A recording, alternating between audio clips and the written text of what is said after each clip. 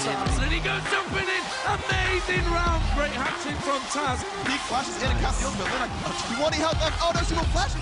The shield clutch. Oh, a blink into all those units. The amazing defense champion of the Intel Extreme Masters.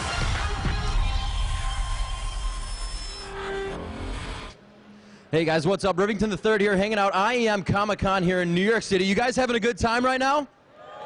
That's what I like to hear. I'm joined up here on stage by SK Ocelot and CLG Hotshot GG. You guys enjoying yourselves this weekend? Yeah, a lot. New York rocks, actually. I was never here. It fucking rocks. Oop. Yeah, I've been having some fun. We had a fun party last night and lots of stuff happened, so. All right, we'll leave that one at that. So you guys have made it out of Group 1, or Day 1, Day 2, Group A, Group B. You know, how are you feeling right now? How do you feel going up against CLG? I think the overall, they have more, better awards. They are a better team. So the only thing we can do from this match is learning. And maybe if we have a good matchup, we can even win. All right, how do you guys feel being the last North American team in the tournament? Well, we want to bring it back for North America. We haven't done well this tournament, so hopefully we can bring it back and get a first place victory, but we'll see. SK is a tough team. We've always, it's always been close playing them, so we'll see how it goes. Do you guys have any focuses you're really going into on this game, things you know you're already going to do and counter and try to hit on CLG? Well, I don't know. The thing is that the best player overall of CLG, I think, is Hotshot. Overall, because he makes us be under pressure all the time. All right. So maybe we have to try to outban him, or I don't know. We don't know yet. We talk about everything, but you know, until the picks and bans phase arrives, we don't know what to do. He's just, yeah, he is too good, and we have to outban him somehow. Who are you guys watching for SK? There's going to be a lot going on with the picks and bans. Is there anything in your mind that just sticks out? Well, there's one thing that sticks out that that SK does is that they always have a strong AP carry, and Ocelot does that well too.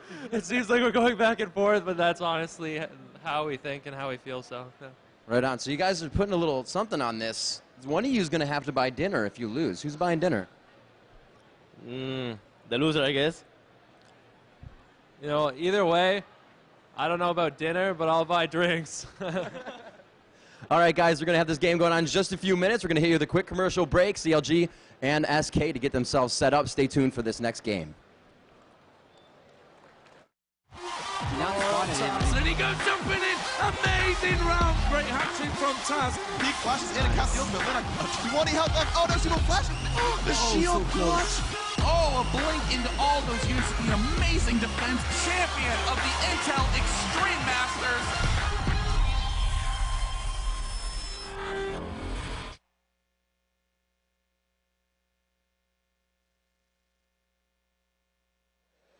Hey everybody, Rivington running faster than light from the stage back there. You can see him now on the big screen as well. But he's made it back to the commentary booth, kicked out Joe Miller.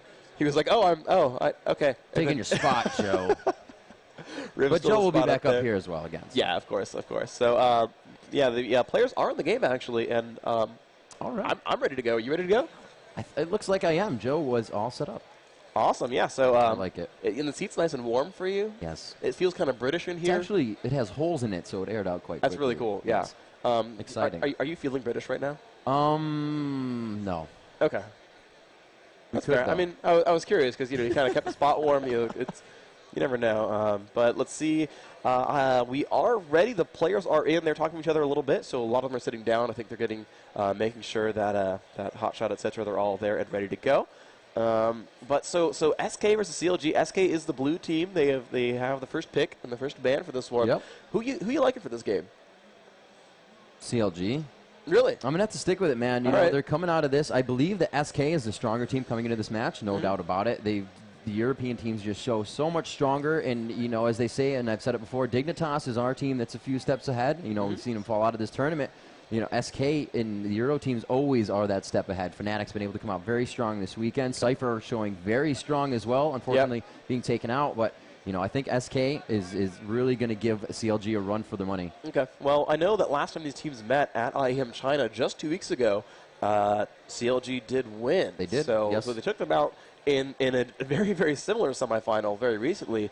But, you know, I agree that I think SK might be the stronger team, although, you know, I keep saying that, but CLG kind of just shows up and says, hey, by the way, guys, we're here to win. Yeah, I've said CLG is one of those teams that you see them in a best out of 3, and it'll be, you know, a 28, 30-minute first game for them, and it's just like, what happened there? And then they come out the second game, they bring it to 50 minutes, but the whole time it's in their control. They keep the flow of the game going, and it's just the other team trying to defend and turtle up, and it really, CLG just needs to bring that out in the first game, obviously. It's something that they usually don't do, so we'll have to see if they can, you know, really pop up to that caliber here. Yeah, and another thing to point out also is CLG and SK, yeah, they're saying, like, are you guys ready for sure? And go. Okay, cool. So we said yes and go, so I think it's going to be all right. But, you know, CLG and SK have actually met a lot just in general. The organizations have done battle many times. The WCG Grand Finals last year were CLG versus SK, and CLG dropped game 1 and won the next 2. They met at IEM China 2 weeks ago, and CLG dropped 1 and then won the next 2. Yep. And so at the very least, I expect SK to win game 1, because that seems to be the story here. The other story I heard, you know, aside from CLG losing the first game and then learning from their mistakes, is that SK loves to win game 1 and then choke.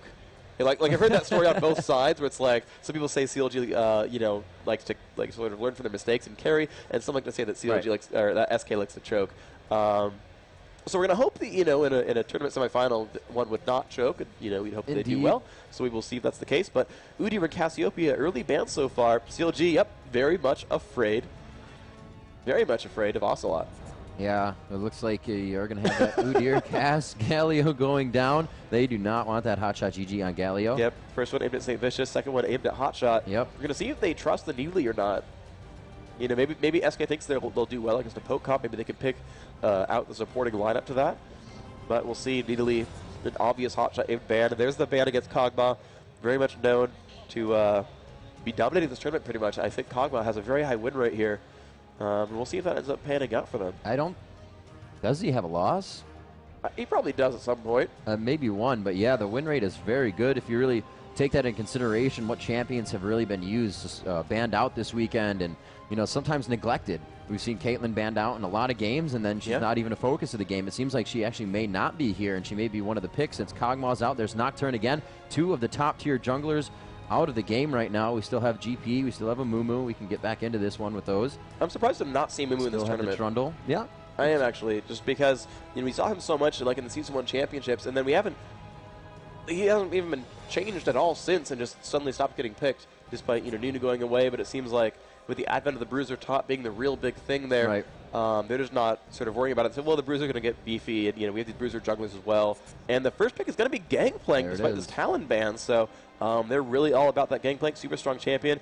And there's the Trundle. This is likely to be this this poke comp. Trundle is part of that poke comp right there. We're going to see if they leave Needly for the end. I don't think Wicked plays her, so they can kind of leave her for a while in this setup, and they're going to pick their supporting lineup here. Caitlyn might be part of that. Sona could be part of that. I'm not sure what solo mid's going to, what solo mid champion's going to complement that build. I want to make sure I get that one correct. It is the Caitlyn, so I think they're really going for this composition here. We'll see if SK picks up a healer. No, there's the Needly. Yeah, okay. Awesome. Not really surprised. We hear ooze from the crowd, of course. But we'll see if SK, I mean, they've got to know about this, right? They've played CLG before so many times. They've seen how their games go. And they have to think they have something against this. And that was a really, really good pick. They left Trundle out of that one because they see that Candy Panda has picked up Gangplank. Candy Panda is that AD carry, so we're going to see him most likely switching off of Gangplank. So you know what CLG said? We're going to get the AD carry we want, and we're going to give Hotshot GG Nidalee. We're totally safe with that. You're not going to pick another jungler. Yeah, indeed. So we're going to see what, with all the supports available, though. I mean, Sona and... No, they're going to go for Taric and Tristana, so they want to go for an aggressive bottom lane. This is definitely an aggressive lane. You see, Taric with the early stun and the shatter. Tristana, very much an aggressive early laner because you jump in there with Rocket Jump. You hit the explosive shot as well. The healing debuff from that's going to make sort of counteracting that very difficult. Yeah. And we're going to see, Candy Panda, he's the AD, and he has Ignite. Right, he has Ignite, not Exhaust, again, for that damage output. The support is Sona. She can sustain but not burst heal. They are going to grab Trundle as well. This looks very much like they are definitely going for a poke composition. Very long range. They have that pillar as well. But SK could win that bottom lane, honestly. I was talking with the with Skyart from from Cypher. Yeah, there we go. Oh, I got it. It's like the pause, Urgot. Yeah, I'll get it eventually. But, we're talking about, who's going to win. And I thought SK had it, but I think, just, in terms of individual player skill, I think Hotshot GG will outlane Wicked, although they were saying, Nidalee not the best laner, and so Wicked can punish, and Aurelia's not banned, so you might see him play really confidently here. Of course, both these players do know their champions in and out, so we'll see what they do with this. But, I thought that the bottom lane and the mid lane would be able to go towards the SK lineup. And, yep, there is Aurelia and Kassadin coming through. And that could work very well, but it depends what the anti-lane is, because Kassadin really beats a lot of mages, but there's a lot of mages that beat Kassadin. Brand or Gragas would be very nice for the CLG right now. Morgana would work well, too. Yeah, Morgana, well, yeah, she hasn't even been banned out. You jump in, she's going to ult, and that's going to be scary. That said, you have the assassination here. You've got every single person on this team can kind of jump at someone in some way. At the very least, it's Candy Panda with the parlay. You know what would be a great pick for range is Orianna. Well, ooh, you are absolutely right. And Orianna would be an awesome pick right now for CLG. We've not seen her in this tournament, although she's a little bit of a scary lane against Kassadin. It's a little bit difficult there. He can kind of poke around her, but she can auto-attack. And get a little bit of damage dealt back there. I do like this lineup here from SK. I think this is going to work quite successfully. Hello, Nikasor. Quick Swarmer. Yeah, I like this lineup from SK, honestly, quite a lot. It's again, the triple melee setup. Actually, quadruple melee setup. Only Tristana's in the back row, but of course, being a poke team, that doesn't really matter. But I feel like with so many melees there, they're going to be kind of towards the front, and they're going to face tank some javelins. And that might be scary for them. Hotshot GG so scary with those javelins throughout the entire game, and it becomes even more detrimental as they push down and he can start hiding in your jungle and you just see spears come out of nowhere. You know what? They usually hit, and they hit really hard. Still taking all the time that they have to make this last pick, CLG discussing amongst themselves really what composition they want. And there they do choose Morgana, the safest of the picks that they have. They are going to get that Dark Binding as well as an AP shield, and her AoE effect can really just deter movement of the other team. The ultimate really facilitating a lot of kills here. It's going to be nice to have a Crescendo and Morgana ultimate as well. Yeah, this could be extremely strong here. They do have good AoE crowd control here. Actually, they're pretty much just heavy AoE. I mean, they, of course, have Caitlyn for single target DPS, but, when Nidalee is in Cougar form, almost all of her hits are going to be multi-target. The Morgana ult, of course, her biggest influence there, multi-target. Sona, even when she does go offense, her Q's going to hit 2 different people. The ultimate's AoE as well. Everyone here kind of going to be spreading their damage out a little bit, and with a giant melee meat wall, that's not too bad for SK. I think their ability to jump on one champion is significant. Black Shield's going to be very clutch here if they can get those. I see basically 2 main factors here that CLG has to get right. One, if that Morgana can get the Black Shields on the right targets and counter that burst damage that SK has, that's going to be huge. The other one is, can St. Vicious get beefy enough to withstand a lot of melee bursts? Because it's going to have Wicked jump on with Ignite. You're going to have, again, the entire SK lineup can jump on you and can stun you and silence you and stun you again and slow you again, reduce your healing about 7 different ways, and that's going to be a really big problem for them if they don't find a way to counter this. And, with this lineup, they have the healer from Taric, they have the Gangplank ult, they have Kassadin jumping around, casting out Force Pulses, they have the Tristana Rocket Jump, again, another AoE slow, Wicked with Blade Surge. They can really jump you and make you pay for this if you get out of position. And, only so many have escapes from Morgana just with Black Shield. Caitlyn can escape, and Nidalee can escape, but Trundle's going to be there as a melee, the only melee they have as well, unless you count Cougar form. Sona, again, also able to be picked off, and Kassadin, I think, really good against Sona because he can kind of maneuver into the back lines and really burst that champion down. And unless you can hit, a max rank area of Perseverance, give herself that 40 MR and about 100 health to sustain that, she could get blown up pretty quickly. So there's a lot of really cool things happening here, and this is just kind of a mesh. Kind of a mashing of lineups here where CLG wants to play super safe and SK wants to play super aggressive. And it's really going to be up to player skill at this point. The lane's going to be a big deal. If one team can get ahead, they can dominate the game because poke doesn't work when your pokes don't hurt. Yeah. And makes sense. yeah, kind of a big deal. But at the same time, if you're ahead and if their burst damage can't crush you, all you're going to do is get poked to death. Yeah, and you know what Ocelot said in the beginning of that interview on stage we just had with him and Hotshot GG is that they want to make sure they can focus on Hotshot. He is one that puts pressure on him a lot, and they have an exact team that can do that. Even from across the map, if they need Snoop's help, they can go ahead and get the ulti from that. You see SK getting ready for their match here against CLG. I'm going to go ahead and just say that's Candy Panda with a panda hat on. That might make sense. I don't know. There you go, Ocelot shaking it up, saying, let's do this. They are getting ready. We're about to have this match underway, 30 seconds, and the spectator will reel in for us, and we'll be able to get you this match live here from New York at IEM. If you guys want to see SK bring it home for Europe in this game, they have to win this best out of 3. Let's hear some noise. So the last North American team, CLG, to take it home, if they can take this onto the next day and stay in the tournament. Let's hear it for CLG. That one got heard on stream. All right, so we are seeing that CLG is the favorite here on this game of SK versus CLG. They're going to be underway on Summoner's Rift in just a few seconds. Yep, 3, 2, 1 on the spectator delay, and we're going to go into the load screen of the second semifinal, CLG Kinelogic Gaming versus SK Gaming, North America versus Europe. And, you know, this is going to be an extremely good series. These are two very storied teams, very long-term teams. They've been in the scene for a long time. These players are no strangers to the main stage. And it's Gangplank not wearing a skin and making me cry a single tear here. But SK does have the fashion advantage here, so I gotta lend them this game one. Looks good for them. Yeah, they're doing real good. They're doing real good. Thank you. I couldn't say anything but just repeat you. Yes. So we're gonna follow Candy Panda out of the base. That is a Tristana with Flash Ignite. Instant learns actually the explosive shot. There you go. 110 damage actually. Very significant amount of damage. Rank 1 of that skill. Let's see what else we got going on. So Candy Panda has learned an ability already. We follow Tarek out of the base. He's actually not learned an ability yet, but has 3 wards in the inventory. Also not learning anything yet either, but boots and potions.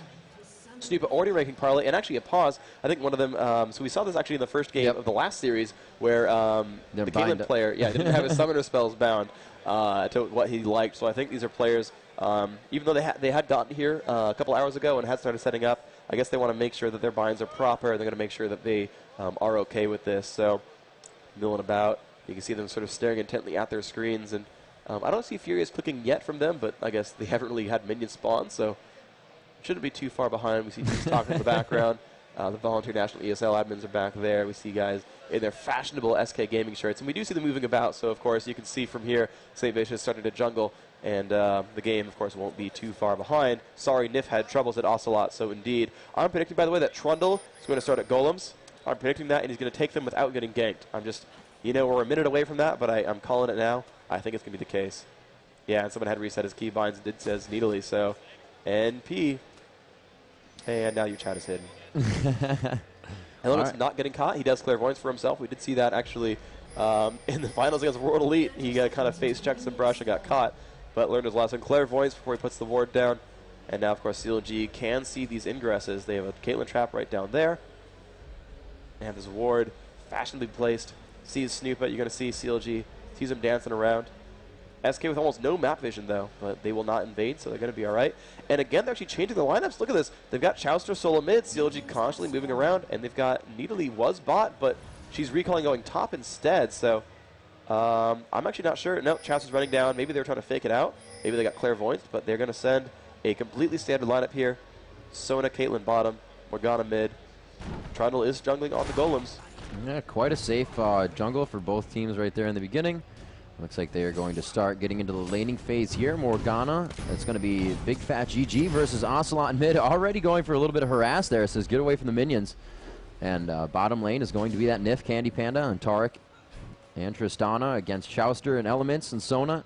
And Caitlyn, again, that top lane is going to be Aurelia versus Hotshot GG, and that's the person SK is focusing on. Ocelot told us in the interview there's going to be a lot of action in that top lane, most likely as we do see Saint coming out of the jungle to help, as well as to thwart that, because he was also listening to the interview. But we'll see Snoopy trying to get up there quite a bit. Great job by Big Fat pushing Ocelot back to his tower, trying to negate that creep. Yeah, this is actually exactly the right play here. You know, there's some lanes that you just want to push because they can't deal with it. Backstage before the games, I was watching Hotshot play a solo queue game to warm up, and he was facing against a Yorick solo top as Singed. And I was like, so how are you going to beat Yorick? Because he sustains way better, and Singed, like, early laning is not that strong. He's like, oh, I'm just going to push the turret, because Yorick can't really handle a turret push early on. And he actually out-leveled them and actually went like 5-0 that game, and I was like, oh. So some champions just like their best laning is just AFK push because the champion can't handle it, and you're going to watch Ocelot's minion farm not do so well, and of course, especially Morgana, very, very safe. St. Vincent has grabbed blue buff already, is level 3. He's going to recall here. Blizzard's still available, going to grab that and go for a gank soon, I think. Snoopy coming out. There's aggression coming on already. Big Fat GG has flash, and wow, the damage output is massive. First blood already grabbed by Snoopy, and that's, of course, what happens if you do manage to push too much. And, oh, that's kind of unfortunate. He didn't learn Black Shield. He went 2 in Tormented Soil, 1 in Dark Binding, and he couldn't block the slows. That's actually extremely unfortunate for him, but a great gank from SK, already grabbing first blood. And Hotshot actually getting harassed down by Wicked pretty successfully, but he's got a nice mana bar there. He's going to be all right. Jumped in again. Wicked pressing aggressively. Down to 200 health there. Nice play by Wicked so far. It's played a good game here. 2 points of T10 style, 1-1 in Q and E. And when those cooldowns come back up, you're pretty sure he's going to jump in on this one again. A very nice job indeed. They just throw a CV down. They know Snoopy is going for red. And it looks like Elements has actually warded their blue. Very nice job there. He's going to go ahead and ward Tribush as well. A little bit more attack damage here from Wicked onto Hotshot. He knows he needs to stay back, and it looks like Wicked will back for his first item. Let's see how much gold he has in his hands, and he is going to have 734, probably some boost pots. He will get himself a ward so he can continue to farm that lane. Great job by Elements putting out all the wards necessary. They do see that Big Fat GG went down, so he's going to give him a ward for actually that cover on the back lane entry. Yeah, it's a pretty smart choice. You can see just those null spheres coming out. Nice harass from Ocelot. Now, this costs 90 mana, and Black Shield is cheaper than that. I mean, theoretically, it's probably in her favor to, block 110 damage and basically neutralize those abilities for cheaper, realistically. Like, I would think that would be kind of the best play here. He's getting harassed on quite hard, has a full mana bar. St. Vincent coming by. Ocelot, of course, gonna get jumped on. I don't think he has flash anymore. Dark Binding, unfortunately, hits a minion. That would have been a guaranteed kill, but St. Vincent is not bursting quite hard enough because of that. Nice try there by GG. And again, some aggression from Wicked. Hotshot, first one level 5. That is very, very useful. Wicked not quite able to spam down on him just yet, but has that boots advantage. Hotshot already chugged through all of her potions. Or his potions, Needley's potions, whatever. Close enough. The potions belong to Needley. Hotshot is the player. Bottom lane, not too much farming, or not too much harass going on, rather, as they are just farming. Not really having to worry about using the supports for heals, so they can use it for their other abilities. It looks like Saint is going to walk right into Snoopy here, contaminating the ground. Snoopy goes for Raise Morale. It's going to be a face-off as Morgana starts to come down. Will she be able to hit the Dark Binding? And it looks like Snoopy will fall in what he thought was his own fight. 2v1. Very nice rift by Ocelot, and just dodges a Dark Binding himself. Yeah, very well played by CLG. Good comeback there. He had to rift walk to dodge that Dark Binding. There's a good lead by Big Fat. Actually, was smart enough to actually save the Dark Binding when they knew they had Gangplank anyway. That panned out quite well for them, and they're already going. Hotshot teleporting in for this as well. So smart by CLG. Of course, he was running Summoner Teleport at top, and look at that. Pushed the lane, said, hey guys, we got to kill. We can Dragon. And look, Wicked's just sitting there farming. Kassadin in there in mid. And the first Dragon goes to CLG. Going to respawn at 12:20. Great comeback here. They had that first blood kill against them that was a little bit scary. Could have set the pace for him, and CLG was like, no. We're the better team here. We know we can do this. And they're off to a great... They are focusing this. Big Fat trying to act as a little bit of bait here, but Ocelot wants nothing of it. We are going to see Diddley coming around Hotshot. Can he make the throw? Oh, just not enough damage yet. Needs to level up that Q. Ocelot knowing he needs to walk himself back, though, but that's going to help. Now it's just going to be Big Fat in lane by himself for quite a bit of time, and he is going to soak up all that experience without anybody contesting it. Taking the minions, making them die right there, and keeping the lane pushed up. They're going to go again aggressively. See Candy Panda, look at the minion farm, 55 to 53. The bottom lane is pretty much identical here between Candy Panda and Chowster, so no obvious advantage. Actually going to jump in right there. Level 6, though, has the level advantage. Candy Panda dropped to half health. This is not good for him. Trying to run away. Chowster is going to flash in, flash out from Candy Panda. This is not looking happy. Another Q comes out. Nif almost low enough to drop. Q comes out there. That's some range. The ult, yeah, not enough mana to cast ult anymore. 100 mana cost. And now they have lane control. That's going to be really, really good for CLG there.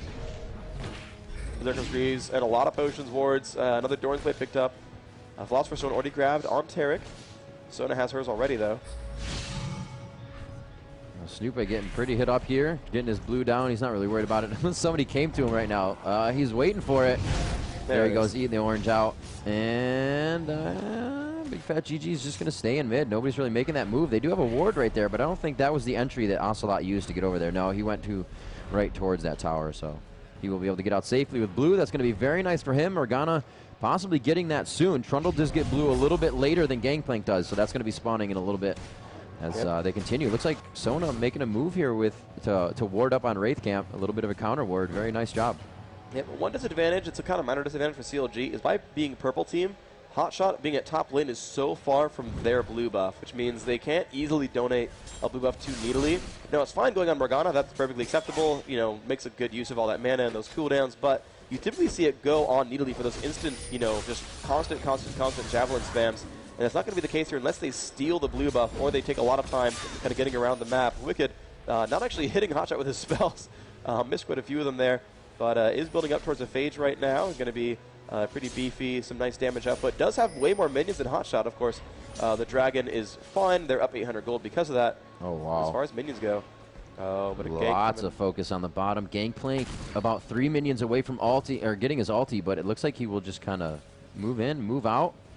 Ocelot looking to go back mid. A thwarted attempt there. They just didn't push out far enough. They were really setting up for that. We'll have to get back to lane now. Ocelot forced to rift out of that dark binding. And Hotshot still continuing to farm top and push back Wicked here. It doesn't seem like Wicked can really put on the damage he was before. Hotshot has some pretty good sustain with his heal. Hey, he's been ranking that up. There's the aggression from Wicked. A lot of damage. Ignite goes on as well. Still jumping in. Hotshot getting pretty much crushed, but he's got a catalyst, and he's going to start healing for 180 every 10 seconds or so, and he's going to get himself back up. Nice aggression from Wicked. Was close. Of course, Flash had already been used by him. Hotshot's still up. Knew he was safe, actually. That's just a smart play right there. You know how much damage that he can deal to you. Not burning your Flash preemptively. What an early Oracles for Saint. Already warding on Wraith twice. And it looks like he's going to go around and clear out. CLG is really playing a mental game right now, staying strong, understanding that, you know, the things like vision and creep score is definitely going to be able to win them this game. And those little things will add up.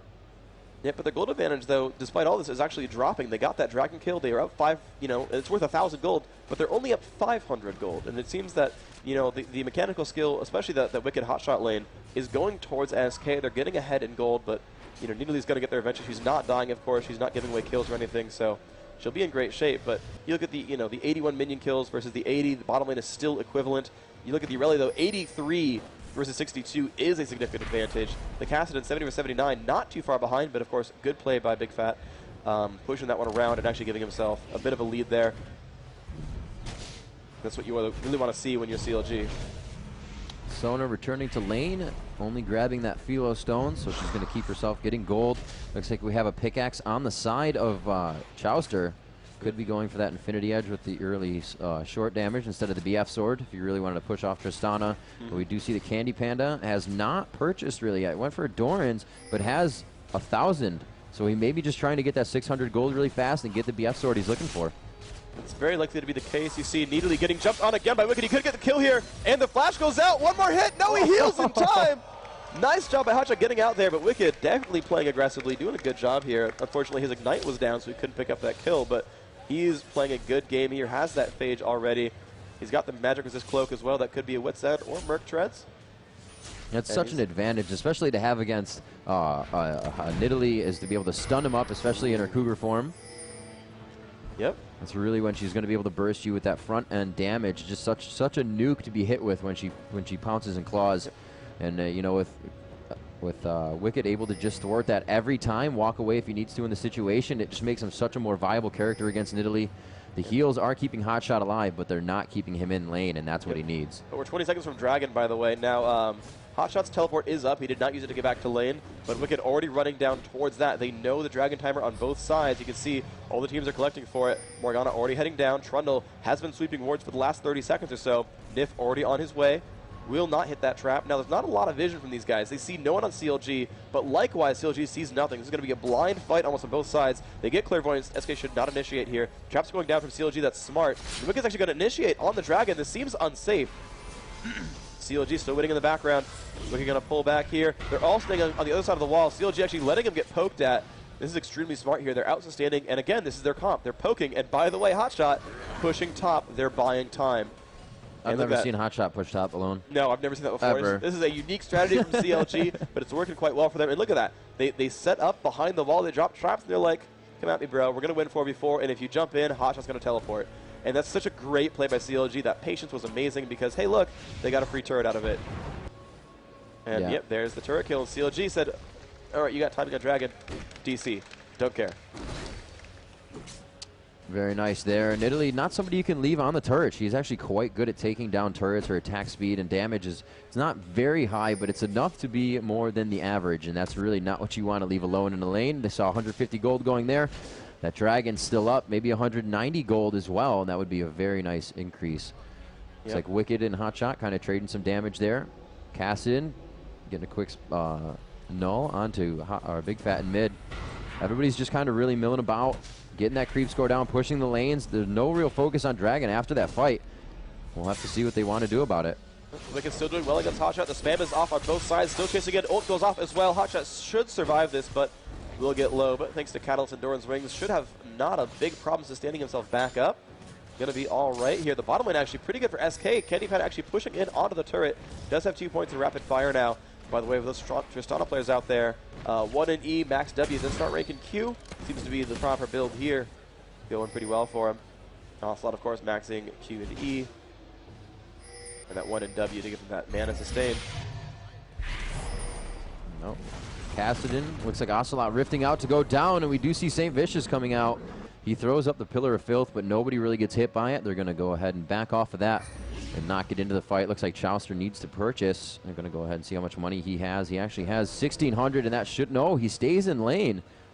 Weird. We'll see what they do with this one. He does have enough for that BF sword. It could really help in the next fight, especially with taking down Dragon. But it looks like St. Vicious is going to do that himself. Yeah, really good play by him. He's going to go for that right away. And Spidey Sense from SK says, hold up. They do force him back. The early Oracles has gotten them some nice advantages because they cannot keep St. Vicious down. He's already got the ward machine there with that Wriggle's Lantern. He's able to solo Dragon whenever he wants. And by wearing Oracles is making the ward game very, very hard for SK. Of course, Wicked losing his tower does not make that easy for him against CLG. You can see Hotshot, some really good harass there. Has a full mana bar again and is able to spam down Wicked pretty successfully. Spear comes out. Nice job there. Some damage coming out. Pretty happy. But you're going to see the aggression on that turret does work out for SK. They trade those turret kills. Still down 500 gold. That Taric ult being used with the 60-second cooldown gives the damage to his team. Says, let's take a turret with that. Javelin's coming out again. Wicked going to defend his turret some more, but looks like they will be able to get Dragon here. Very nice. Hotshot is just creating such a diversion up top. They do not have Wicked, and a lot of damage that we're going to see from SK will come from Wicked in these fights. And Tristana's going to jump in, but Candy Pen has to be very careful because he's going to have to micro and move while he attacks. He's a lot squishier than Wicked. So you'll see Wicked diving in initially, really with the help of Cassidy, get a silence on somebody, that GP ulti. So if Hotshot can keep Wicked up there the entire time, these fights are always going to go in CLG's favor. And here Wicked's going to see Hotshot. Yeah, he was going to try to solo that golem. We talked about that a little bit. I would... okay, they have Cassidy here as well. Spear comes out! Ooh, that was almost hitting. Wicked's going to stay on this. Ocelot's going to try to last hit. He will get that. Yeah, they could potentially chase Hotshot with the abilities there. They could try to slow and stun, but they will not do that. He will recall instead. Looks like a Rod of Age is going to be his pickup here. Sneepa holding mid against Big Fat LP as he's going to wait for Cassidy to come back. Great jumping from Saint. Already level 9, doing a good job here. Has 73 minions against the 64 of Sneepa. That's going quite well for CLG. They're up 1,400 gold, all that from the Dragon attempts. Turrets have equalized, kills have equalized, minion farm pretty close as well. Yeah, they're doing quite good. 1.7k is the difference. 1.9 as CLG continues to farm up pretty hard. You can actually just see it accruing a lot faster than SK's. Dark Binding coming out. I'm sure it just hit a minion, took it down. Yep. Looks like Tara coming down a little slow here. And they know he's there. The ward is there as well. Let's see St. Vicious real quick. Does he still have his Oracle? Yes, he does. But he is not doing too much clearing. Still early to be doing that much roaming. But we'll see. He wants to do something here. Let's see what they do. Hotshot still pushing top. Yeah, the mid matchup is back here. There's the Black Shield. Could be an aggressive. St. Vicious still milling about. Not quite going in for it, though. Level 10 to Gangplank's 9. And there's the Gangplank ultimate. Oh, wow. Cassidy in the river coming up on Hotshot. Hotshot's going to be able to do that pounce. Hop over the walls. Looks like he's going to get out of this one safe. They're still going to try to harass a little bit. Oh, wow. So much front-end damage. Hotshot will not be able to survive that one.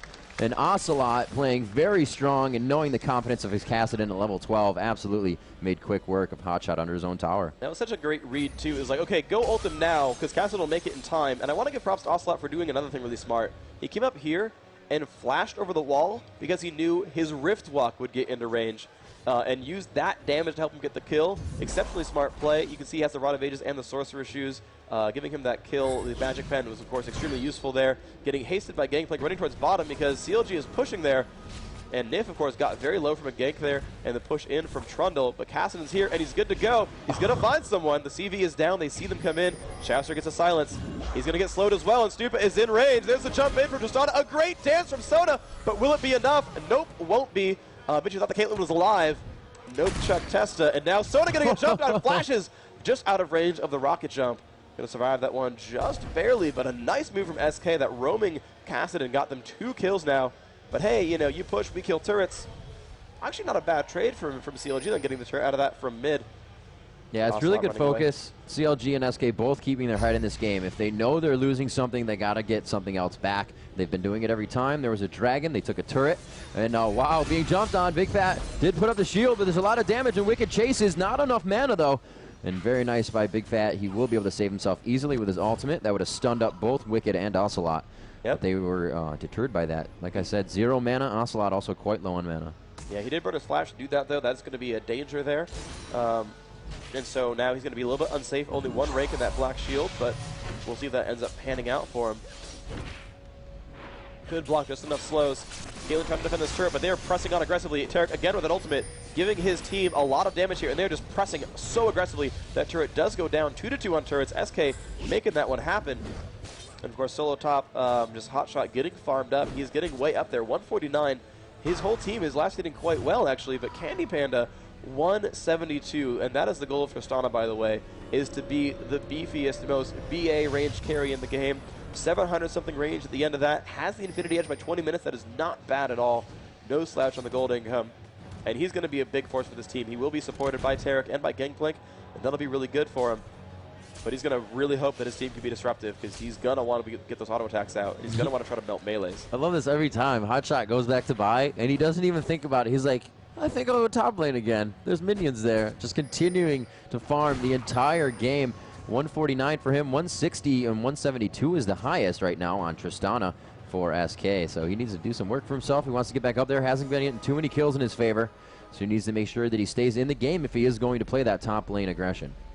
Yep, you can see Nif finally buying in Oracles for himself, has gotten that. And, you know, despite all those kills that SK just got and that turret, CLG still up in gold by 800. Those dragons have really been carrying their weight. And, I mean, that is keeping CLG very much in the game. They're still very much in the lead as well. And because St. just bought the early Oracles and still has not died, it frees up elements to actually diversify his build a little bit. He's able to buy a lot more wards here. They've had control of the map quite successfully. He's got 400 gold on himself right now. That might be a Mercury Treads. We're not quite sure what he's going to do with that. The Gangplank, of course, not able to push around neatly. Hotshot just able to free farm pretty much forever, wearing those Merc Treads. And let's see what he ends up doing here. 165, Javelin comes out, another free minion kill from that. And I see some pings going on. Oh, they're going to go for the blue buff. Yeah, SK's like, guys, we need to take this. And they're like, hey, by the way, they're near Dragon. You should probably be aware of that. With all this movement, they're actually coming to the same exact spot. We see Morgana and Caitlyn kind of closing in on middle, pushing as much as they can. Trundle and Sona also coming up to the bottom here. They are gathering. There it is. Dragon has just spawned, and that is the reason they went for blue. They are going to have enough time to do a good amount of damage, but I don't think it'll be down by the time that SK gets there. It looks like they're pretty hesitant on attacking this, though. So SK dodging that Dark Binding. It is going to be Dragon, but will they go for the kill? They got to be very careful. The line of sight is now broken with CLG, so they could be picked off one by one. Very nice job and confidence by CLG taking that and getting out alive. They're forcing SK just to go back to lane and farm what they can. And it looks like Snoop and Hotshot GG duking it out up top. Yeah, Snoop going to get some farm up, so that is that carry type jungler where you say, hey, I'm going to run around and actually get some gold. But Hotshot can really push him down. Look at the Snoop going down about half health, and he's staying on it. Realistically, Hotshot could kill him. Oh, wow. Turning around, he's getting pings from the team, and he actually has quite a bit of vision. Oh, no, that is a full blue minion wave. They do not have vision on him. I was going to say they're all within the creeps at least, but Hotshot doesn't like the vision that he had. Kind of backed off of that, and like you said, it definitely would have been a chase. No mana being used on those abilities from Hotshot while he's in that form. So it would have been quite easy for him. We see that CLG kind of prepping for the next fight to get back into the laning phase here. Caitlyn going around the backside to be safe. Chauster is going to return to that lane. And SK is still doing a really good job of pushing these lanes, though, even though the turrets are down. You know, you got little 2 groups here like Nif and Candy Panda as Tristana and Tarek down bottom. Again, you got Wicked and Ocelot in middle as Cassidy and Irelia. And now it looks like they're going to force into this one. They do see that Chouster's still there, and he didn't back. That last minion gave him enough vision for them to want to push into the jungle. You're going to see Nearly jump around and still just farm top. Going to be the highest level in the game before too long. And looking over at SK, actually, yeah, 15 is the highest. And that's going to be really, really potent, of course. Hotshot's going to be a big force for this game. Is getting ahead, not making too many mistakes. Candy Panda, sorry about that, got a kill on Chouster. They dove the top right, help from Wicked as well. But now it's Hotshot getting chased on. The ultimate's down. Ocelot's there as well. He's getting into the brush.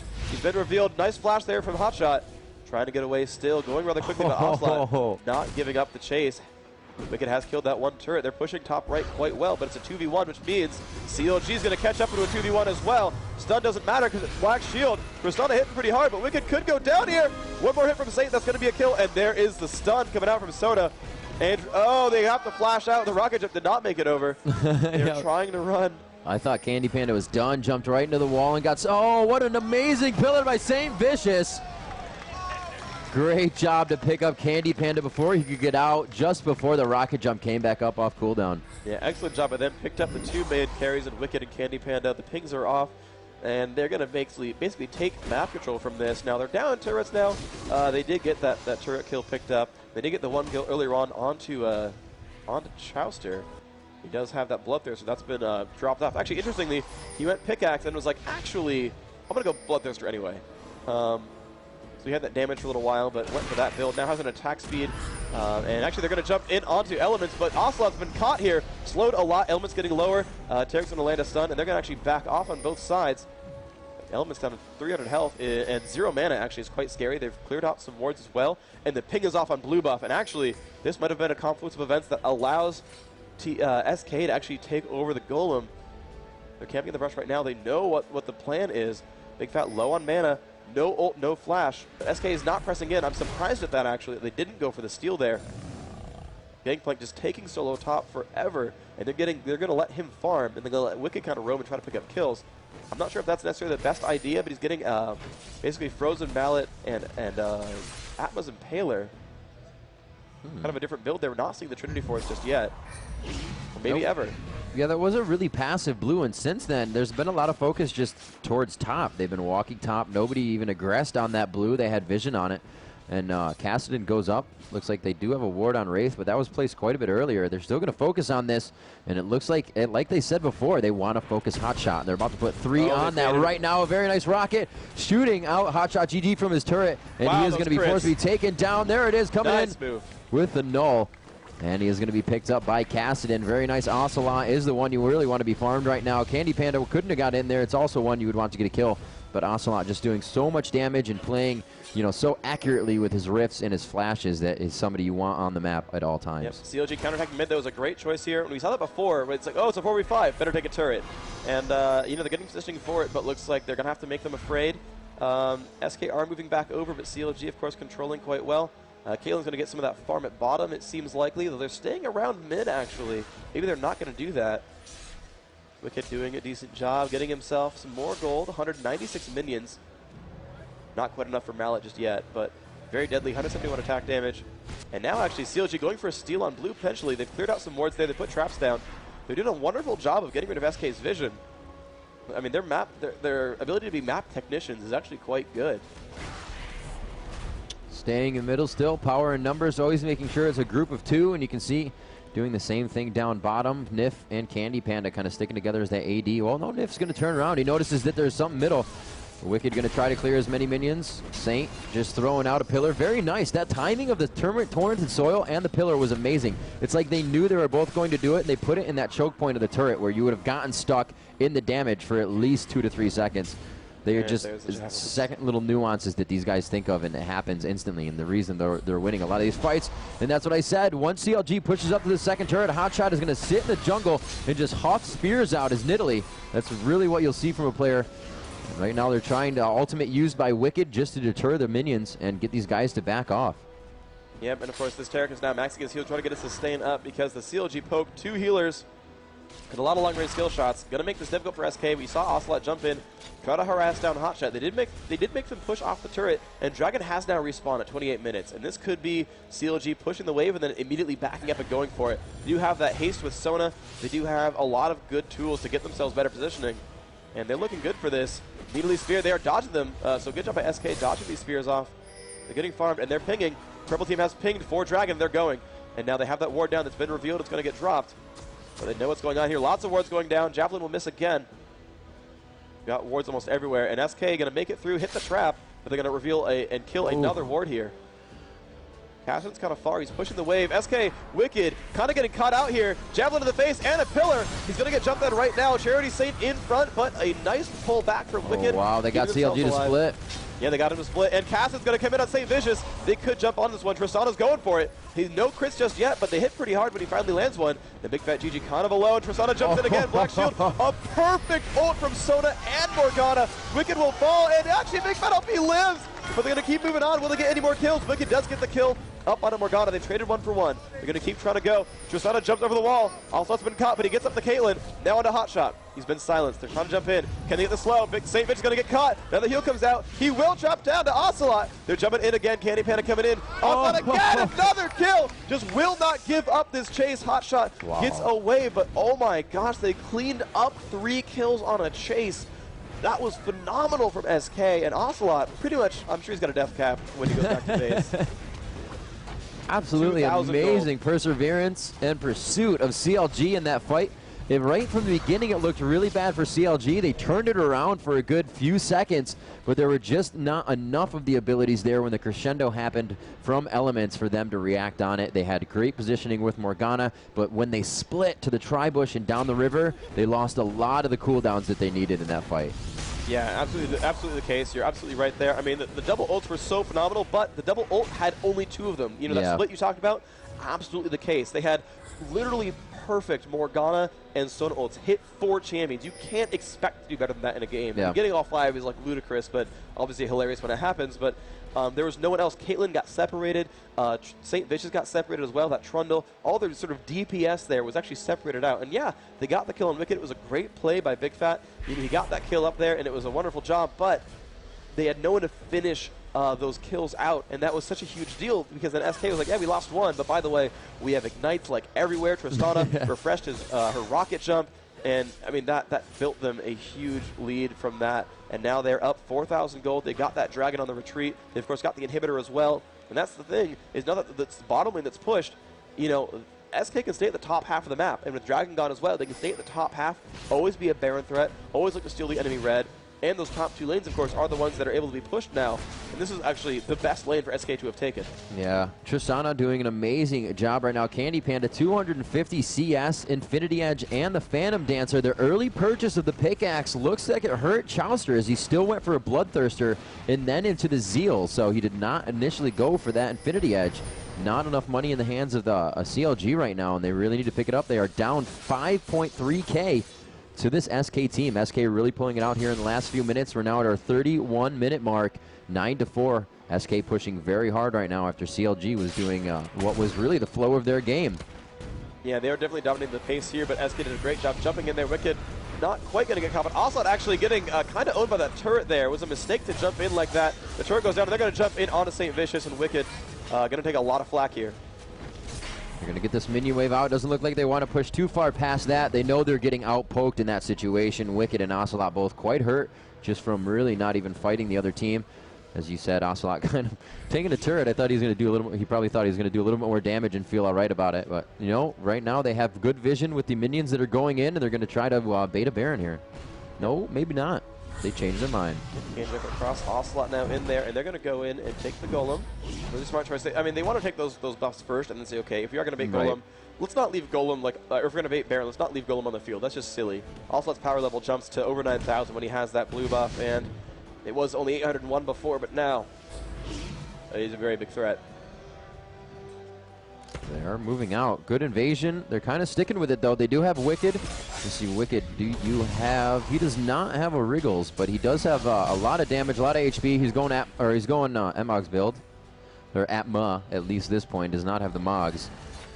And we're going to see what they can do. It looks like they're just going to start backing out here. They know where they are. You can see the pings exactly going down. They're saying, stay in this bush. We need you. There's a ward here. And Menz comes back. They clear that one out. And it looks like they are going to start dancing around here until somebody can get that initiate on.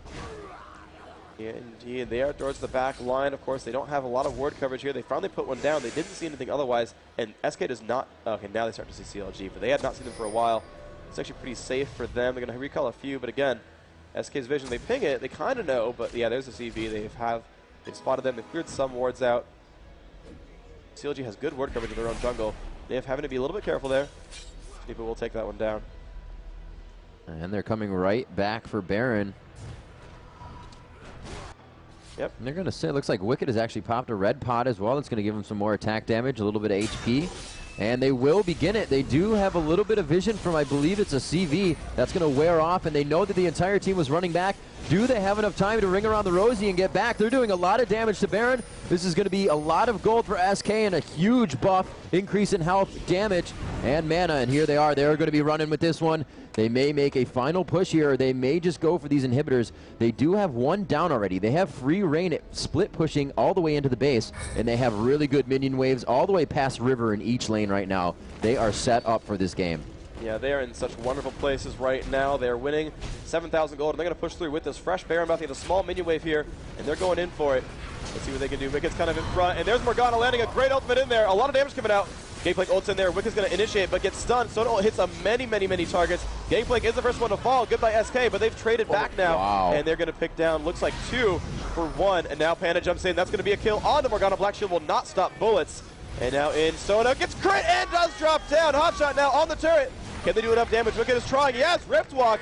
Giant amounts of Rift Walk damage. 4 stacked right there. And that is an inhibitor death, and that's going to be most likely the base. 5 dead for 2. The melees did take it up quite nicely. And the next is definitely going to fall in these next 20 seconds. The SK, as we kind of expected to win game 1, have done so. But they are known, CLG are known for taking the next 2 and learning from their mistakes. And this is not over yet. Game 1 going to SK in the second semifinals of the day. Congratulations to them. Well, an amazing match. So back and forth at the beginning. It seemed like CLG had so much control. They really did try to shut down Hotshot more than once up top. Ocelot made it his point to do that. He said it on stage, and you know what? And then he took it into his own hands. An amazing Kassadin gameplay by Ocelot in that one. Yeah. And wow. Thoughts on a Kassadin ban next game? Yeah. Chances? What are your thoughts, band? 7-0-4 for Ocelot. 12.5K accrued at 223 creep score. An amazing stack right there, and very nice items. Rod of Ages and Rabadons, but he got it so fast. You know, you think, you know, where's the arc, where's something else, you know, a little bit more damage, but he had it so early, and he was such higher level than everybody else. Sona's Elements is level 12. Obviously, the support is less. We can see that Nif is 13 on the other team, and everybody's 18, but they had 15s, 2 of those, and a 17. So he's going to be doing more damage just right off the bat. He didn't want to go back to buy. He didn't have to, because he was doing the damage he could do, and he stayed in lane and shut down CLG from doing that. Yeah, they did a really, really phenomenal job. And Candy Panda just going pure damage output. Farmed so much. Highest minions in the game. Highest gold in the game. Infinity Edge. Phantom Dancer. Just damage output. Damage output. Damage output. Dealing tons of it. And, you know, you just saw those team fights. It was like, you know, no, they would eventually stop CCing someone. And you just see, like, you know, Soda try to run it. It would be like, crit, crit, crit, crit, crit, dead. You just see him kind of just mow down these targets in a row, and you normally don't see the carries, you know, outside of the champions like Kog'Maw. Everyone is always all about Kog'Maw and sort of Vayne as well. These like sort of hyper carries, but Tristana with that range is just poking at you, and you don't expect it in a lot of cases. But those cannonballs just blow up your face. Yeah, and with that passive, it hurts so much. And then have the Infinity Edge, it just works. You have low health, guess what? This is going to hurt even more. Oh, and it hurts a lot. And you know, just phenomenal play from them, of course. And, you know, CLG's going to have to learn the lesson for game 2. But the game is up. We do see them actually in the game lobby. So I'm going to get myself up in there. This game 2 is a do or die for CLG. And, you know, this is the second time they've now lost a game to a European team. That's a little bit scary for them. You joined as a player. I want to be. It's because I want to play. But you know what? We're going to get you back into the action. We're going to take a quick break. We're going to be right back here, discuss what's going to go on and what they may be thinking about for this second game. We'll be right back.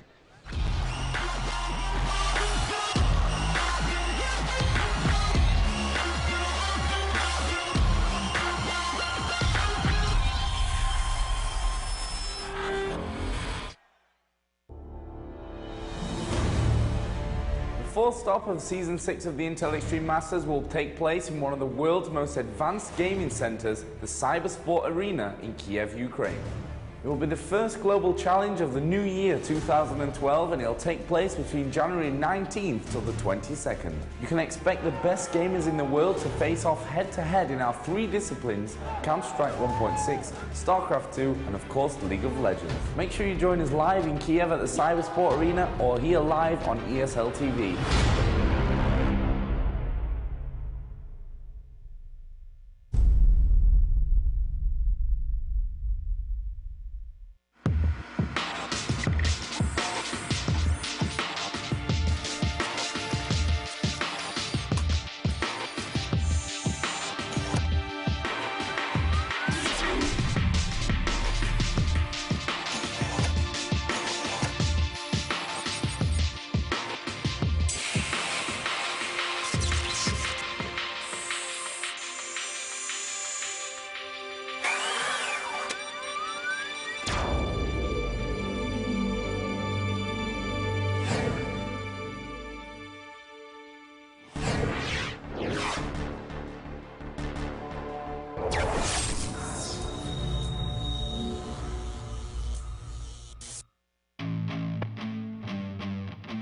What's the most amazing thing you ever saw? Was it something big or something small? Something old or something new? Or maybe, just maybe, it's something you haven't seen yet. I wanna taste the pain. I think I'm seeing all red. Bullets in the gun, one shot to the head. I need a blank space. It's visibly smart. I don't ever slow up, no I don't take shit. I got no love for the fakeness. If you wanna play tough and wanna hate this, I'll always show Counter-Strike Legends.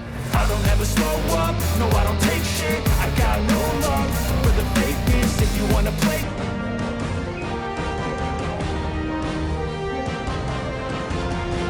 Now stood united with BenQ. Make history again.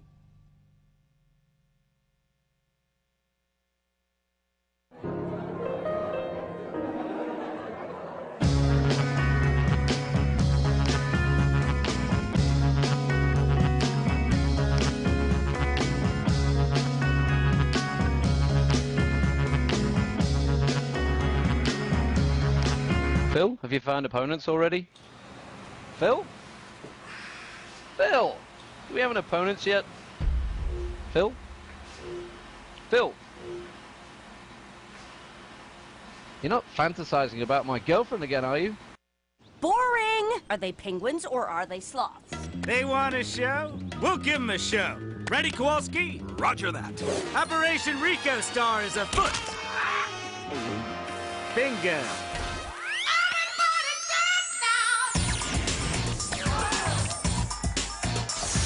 Look at him go! He's crack-a-lackin'!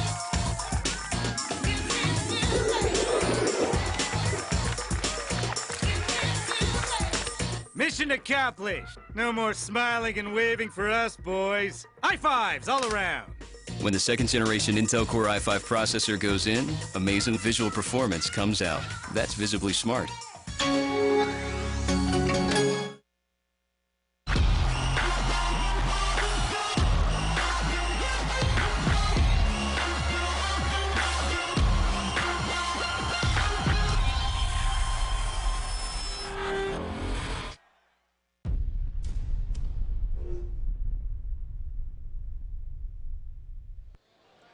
Hey everybody, welcome back to the show. We are here live in NYC Comic-Con for the IEM New York tournament, and we are in the second semifinal between SK Gaming and Counter Logic Gaming. SK up 1-0 so far. By the way, if you didn't know, this is Remington III. He's awesome. How's it going, guys? I'm alongside Freak. Obviously, you know who Freak is. That's he not dances. True. Well, He yeah, does, sometimes. And he likes Timo and does this. I don't know what. Yeah, dude, Right? and Heimerdinger. Like, all Yordles basically are all awesome. I'm just fans of all Yordles. Fair enough. Yeah. But we do have, by the way, 5 members of SK in, 4 from CLG. Go when you're ready, VTW, because we have the spectators in, and we have 9 players in, and I can't wait to see what's going to happen in Game 2. Can CLG learn the lessons? They are just known as the comeback kings. They lose Game 1, and they win the rest, and they do it every time. So I'm really thinking this is the chance for them. They really can do this. The players are in. I think we're having an excellent show here, and I think SK learned, like, actually, we don't need to ban Needly because we can beat that poke comp, and they had been ready for it. But you're going to see that Kassadin ban, I'm almost certain. But they do have first pick, so maybe, Big Fat LP feels confident on Kassadin, but we'll see kind of how these picks pan out because there's going to be some interesting choices to be made here. Yeah, very big match for CLG to keep themselves in this tournament right now. The last North American team fighting for North America. And we do have SK and Fnatic still in this tournament. Fnatic beating Cypher today, and they will be moving on to the finals tomorrow. Our second semifinal match of the day here, and our second match of this best out of 3. We are going to have another game between SK and CLG. CLG now to be first pick and banned. And you can see that Talon has been banned out. Udyr been banned out back at them. These are 2 similar bans from last time, and Zilean wasn't banned, was it? No. Zilean went through the series, and wasn't CLG even a didn't want thought, it. I guess. Yeah, interesting kind of there, but CLG had a comp to play. It worked pretty well, but they couldn't quite land all of it. Interesting to see Cassiopeia banned. CLG is first pick, but I think there's so many good champions available between Cassiopeia, Kog'Maw, Morgana, that they're kind of afraid of what's still available, and they're going to ban out Cassiopeia, and I think they're going to try to bait Kog'Maw out into the open here. I'm expecting Kassadin ban here. Yeah, I was going to say, if the Kassadin ban does not come up, it's going to be a replay of... I'm surprised they banned Cog. Maybe they do want first pick Kassadin. I feel like this is going to be a Skara Akali IPL. They're going to allow them to choose Kassadin again, and he's going to be able to just go to any lane that he wants. There's so much movement with a Kassadin player to just dodge walls, and as you said, the first one, flash into Rift, into the attack, and hotshot under his tower. It's not something you want to let Ocelot do. He feels very comfortable with it. So we'll see what they do. Udyr is banned. That is St. Vicious's main jungle, but they do have a Nocturne, so he could go Nocturne or Trundle here. Like we said, we haven't seen too much of Mumu through this tournament, and Gangplank is also out. So. Yep. Also, Kassadin does have counter lanes. One thing that happened, of course, is Morgana is a sort of a sit back and farm type champion, and that's what she did. And that means Kassadin has a very safe lane. Kassadin's kind of big difficulty is his laning kind of sucks, but like all assassins, if you kind of get an okay laning start, you're okay. It's kind of like Veigar. If Veigar sit backs and farms, Veigar won the lane. And so you might see that kind of thing. And indeed, it is Kassadin. Wow, so that is the grab. So that's what they were doing. It didn't need to be a ban. This is another way you can do it, and you choose that character, so the other team cannot. Now they are forced, not really forced. Ocelot definitely plays more than just Kassadin, but they have to choose to not have that composition again this time. It was worked very well for them, a solid comp, and they have to create a new one now. Yeah, and we're going to see, and they might go for an assassin-heavy build. Kassadin, I don't think this is like a standard, like, let's first pick and just kind of put him in wherever in a tournament. I think it's there specifically to try to play a bit of a strat and to win certain situations. Nocturne and Taric are the grabs, so SK really in love with his Taric right now, wanting him as their support. That ultimate has helped them push turrets. His stun and he'll have helped them dominate lanes quite a bit. His aura is that giant armor buff, really helping a lot here. So this could be a really big deal to keep that Taric in play. Nocturne, of course, pretty heavy with Udyr and Gangplank gone, but Lee Sin is available, and I think St. Vincent's going to be happy to play him. Didn't even mention Lee Sin. Going to be happy to play Lee Sin this match, I think, and I think that'll be quite powerful here. Yeah, Nocturne dropped in, Taric dropped in. Let's see what CLG goes for. There's a wide open range. Yeah, it looks like they should be able to pick the characters they want here. There's really not too much countering to go on from this point out. They might grab something for Saint, however, and that's because Saint grabbed their big fat GG's pick. I think CLG might be looking for a swap here, in the top bottom lane swap. Taric does make that 2v1 kind of difficult, but you have Hotshot. He's kind of really good at those. He's got a great Cho'Gath. Cho'Gath really can 1v2 quite successfully. Morgana's in there. Morgana can 1v2 successfully as well. But we'll kind of see how this pans out. We've got 2 melee so far from SK, the support and the jungler. CLG already got a melee in there as well. And they're taking their sweet time with these picks. Yeah. And, I mean, there's such an open template here. There's really no obvious counters available. Like, you've got a jungler and a support picked that is a completely blank canvas. And again, they're going for Caitlyn. They feel like that safe carry is the choice here. And it is Cho'Gath. They are going to grab that big tank there, and they say, Needly's in there, but you know what? It didn't work last time. Let's do something else.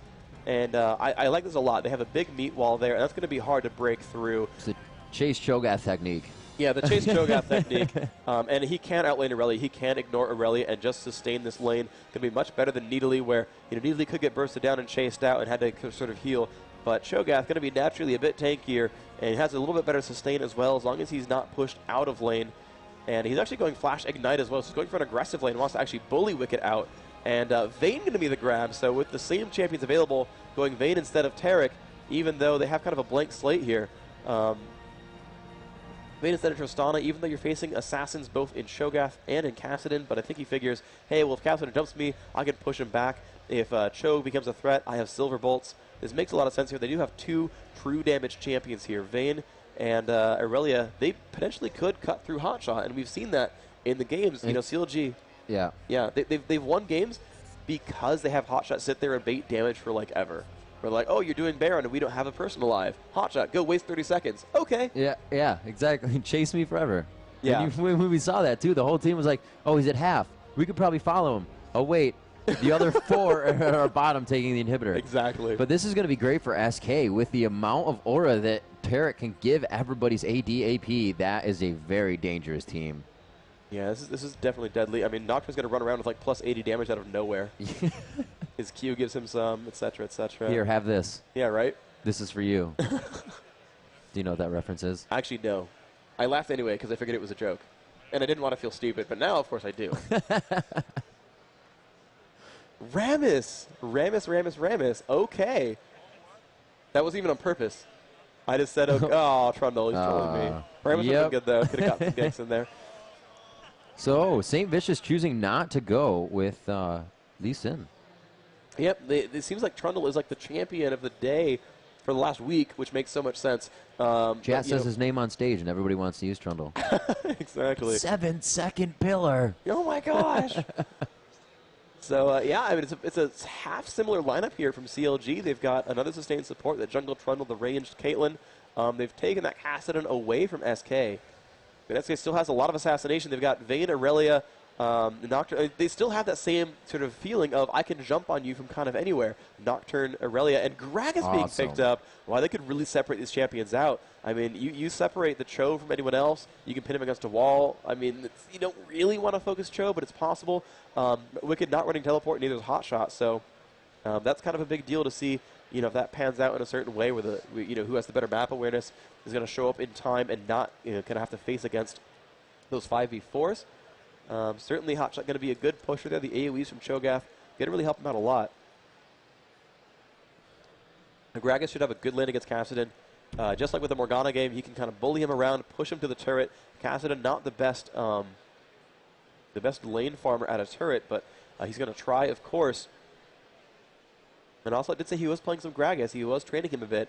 Not his best champion, as he said, but could be strong. Anivia, his favorite or his best, not good against Kassadin whatsoever. Those silences going to break apart his ultimate and not going to be happy pants for him. Not even a strong lane either. But Gragas is a bully in the mage lane. He can push around this Kassadin. When Kassadin goes for last hit, he can drop those barrels there and say, oh, my minions are low?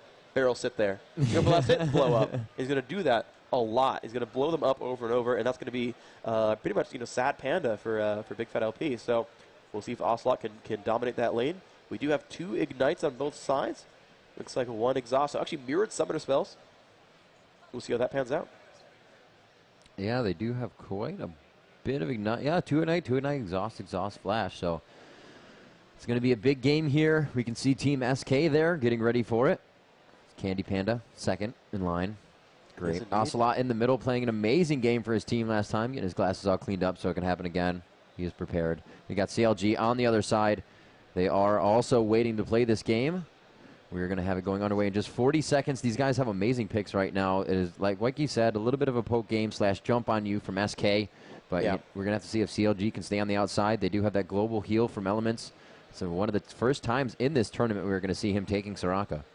Yeah, he's not a common Soraka player. He gets Sona almost all the time, and he does a great job with it. He lands amazing ultimates. He keeps Chowster up, and Chowster farms really, really well. I think this is the first time I've actually seen someone out-CS Chowster at that bottom lane, but we saw Candy Panda just eke ahead of him slightly by like 5 to 10% on minions.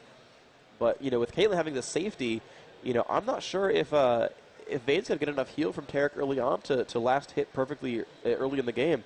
I mean, Soraka's going to feed Caitlyn mana, and Caitlin's going to basically just Q spam and push that wave constantly. That's going to be a bit of a dangerous situation there. That's what I love about a Soraka lane. It's just a mobile refueling station. You really don't have to do anything. The only time Soraka has to leave, get her gold per 10, and then come back to lane to just keep doing it. Yeah, and yeah, I mean, Vayne getting pushed to the turret is going to be difficult. Tarek can prime those minions a bit by hitting them, but until Tumble gets a low cooldown, and of course no one's even been maxing Tumble from SK, or really any of the Vayne players really, you have those gaps where you're just not going to be, you're going to be in between attacks, it's not going to be low enough, and the turret's going to take those kills from you. And this could be some really good early game from CLG, there we go. Hotshot can just crush that top lane whenever Wicked goes to leave and help.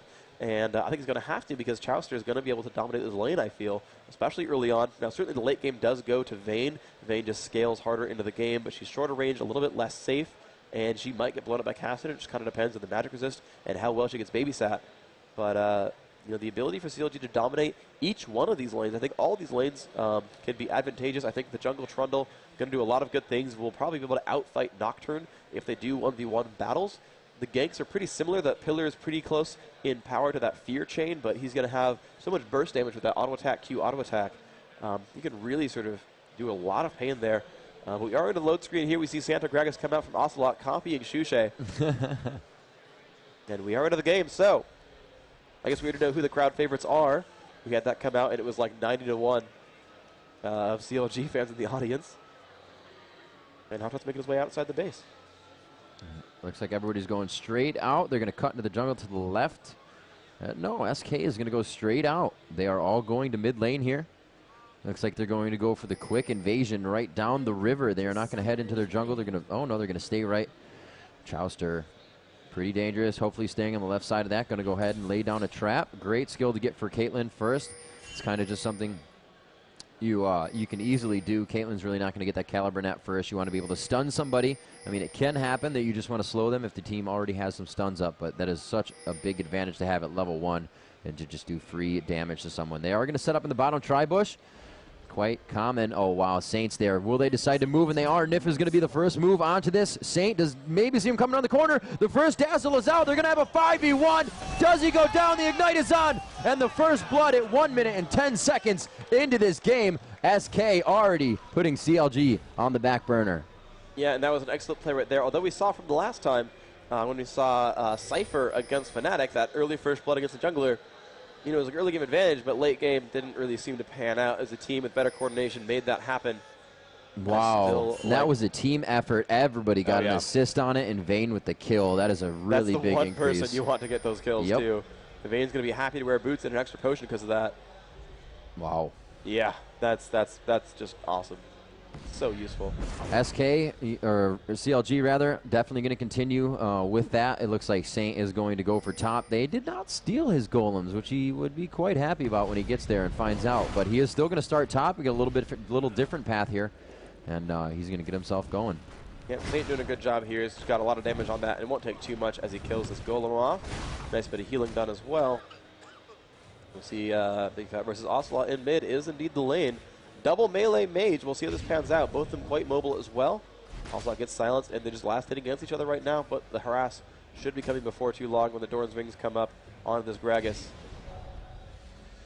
Aurelia versus Cho. So I think Hotshot feels confident. They're picking this Cho'Gath. Says, okay, look, I know how the Wicked plays. We just fought against him.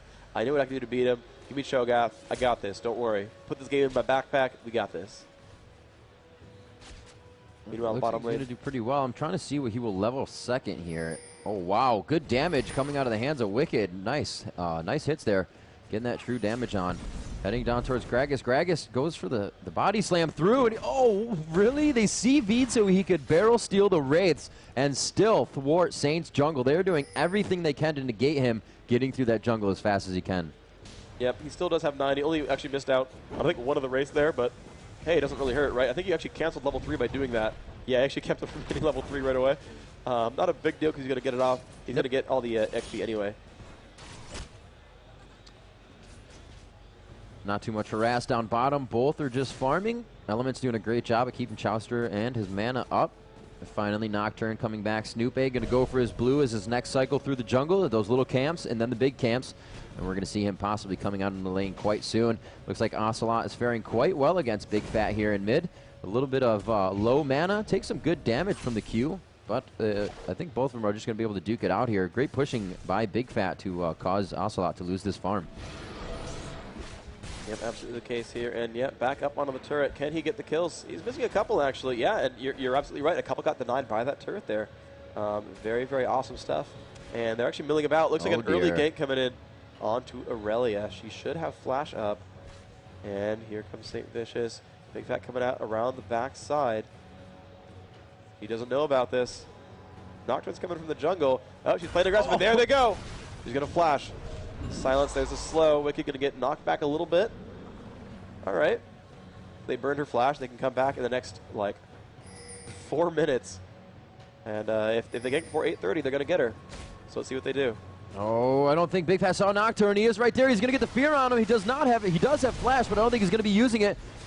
Going to have to use it right over that blue wall. Gragas is there to also help, and a great pillar by St. Vicious to make them back off of the situation.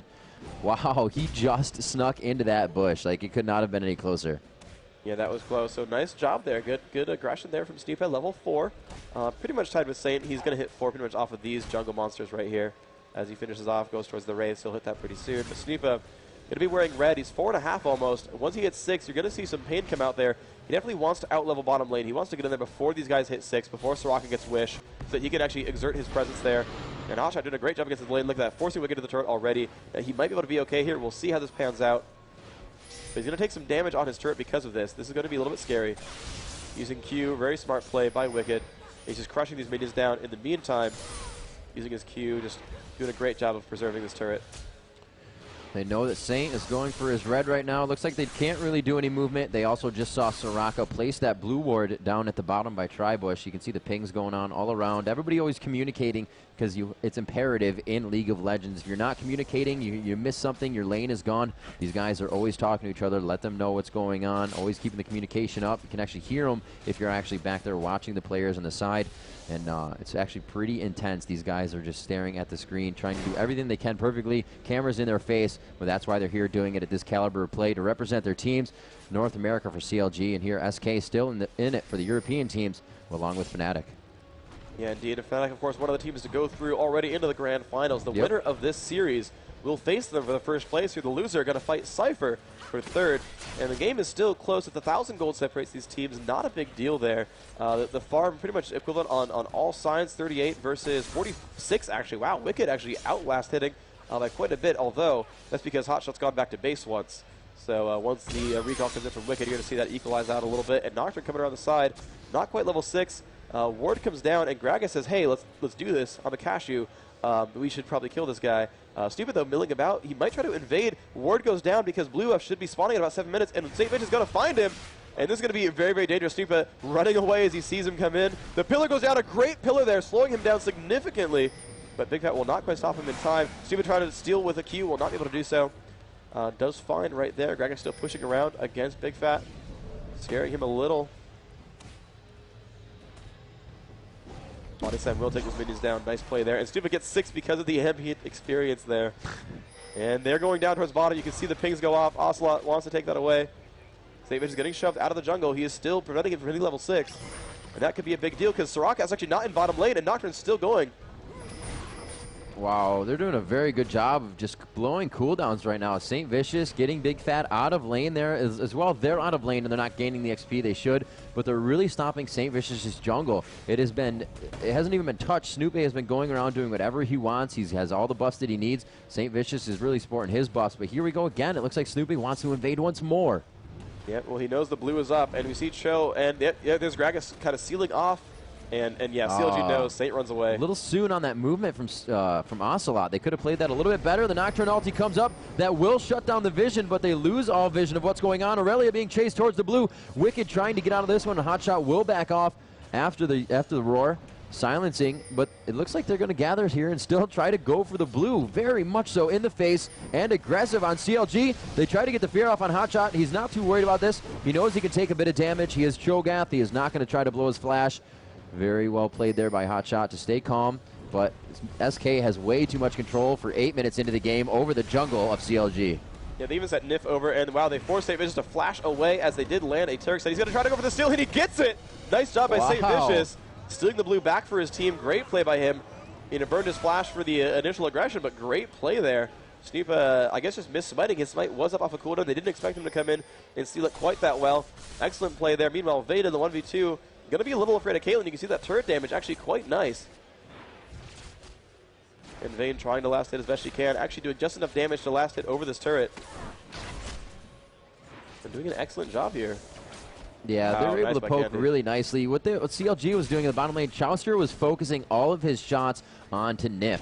If Nif has to back up, you know, so does Candy Panda. So that's a really good way to do it. If they're shooting Candy Panda, she can kind of just stay in the front and Nif will throw heals out of the bush. But Chauster doing a very good job of keeping Nif out of that lane. Candy Panda's forced to hug the turret.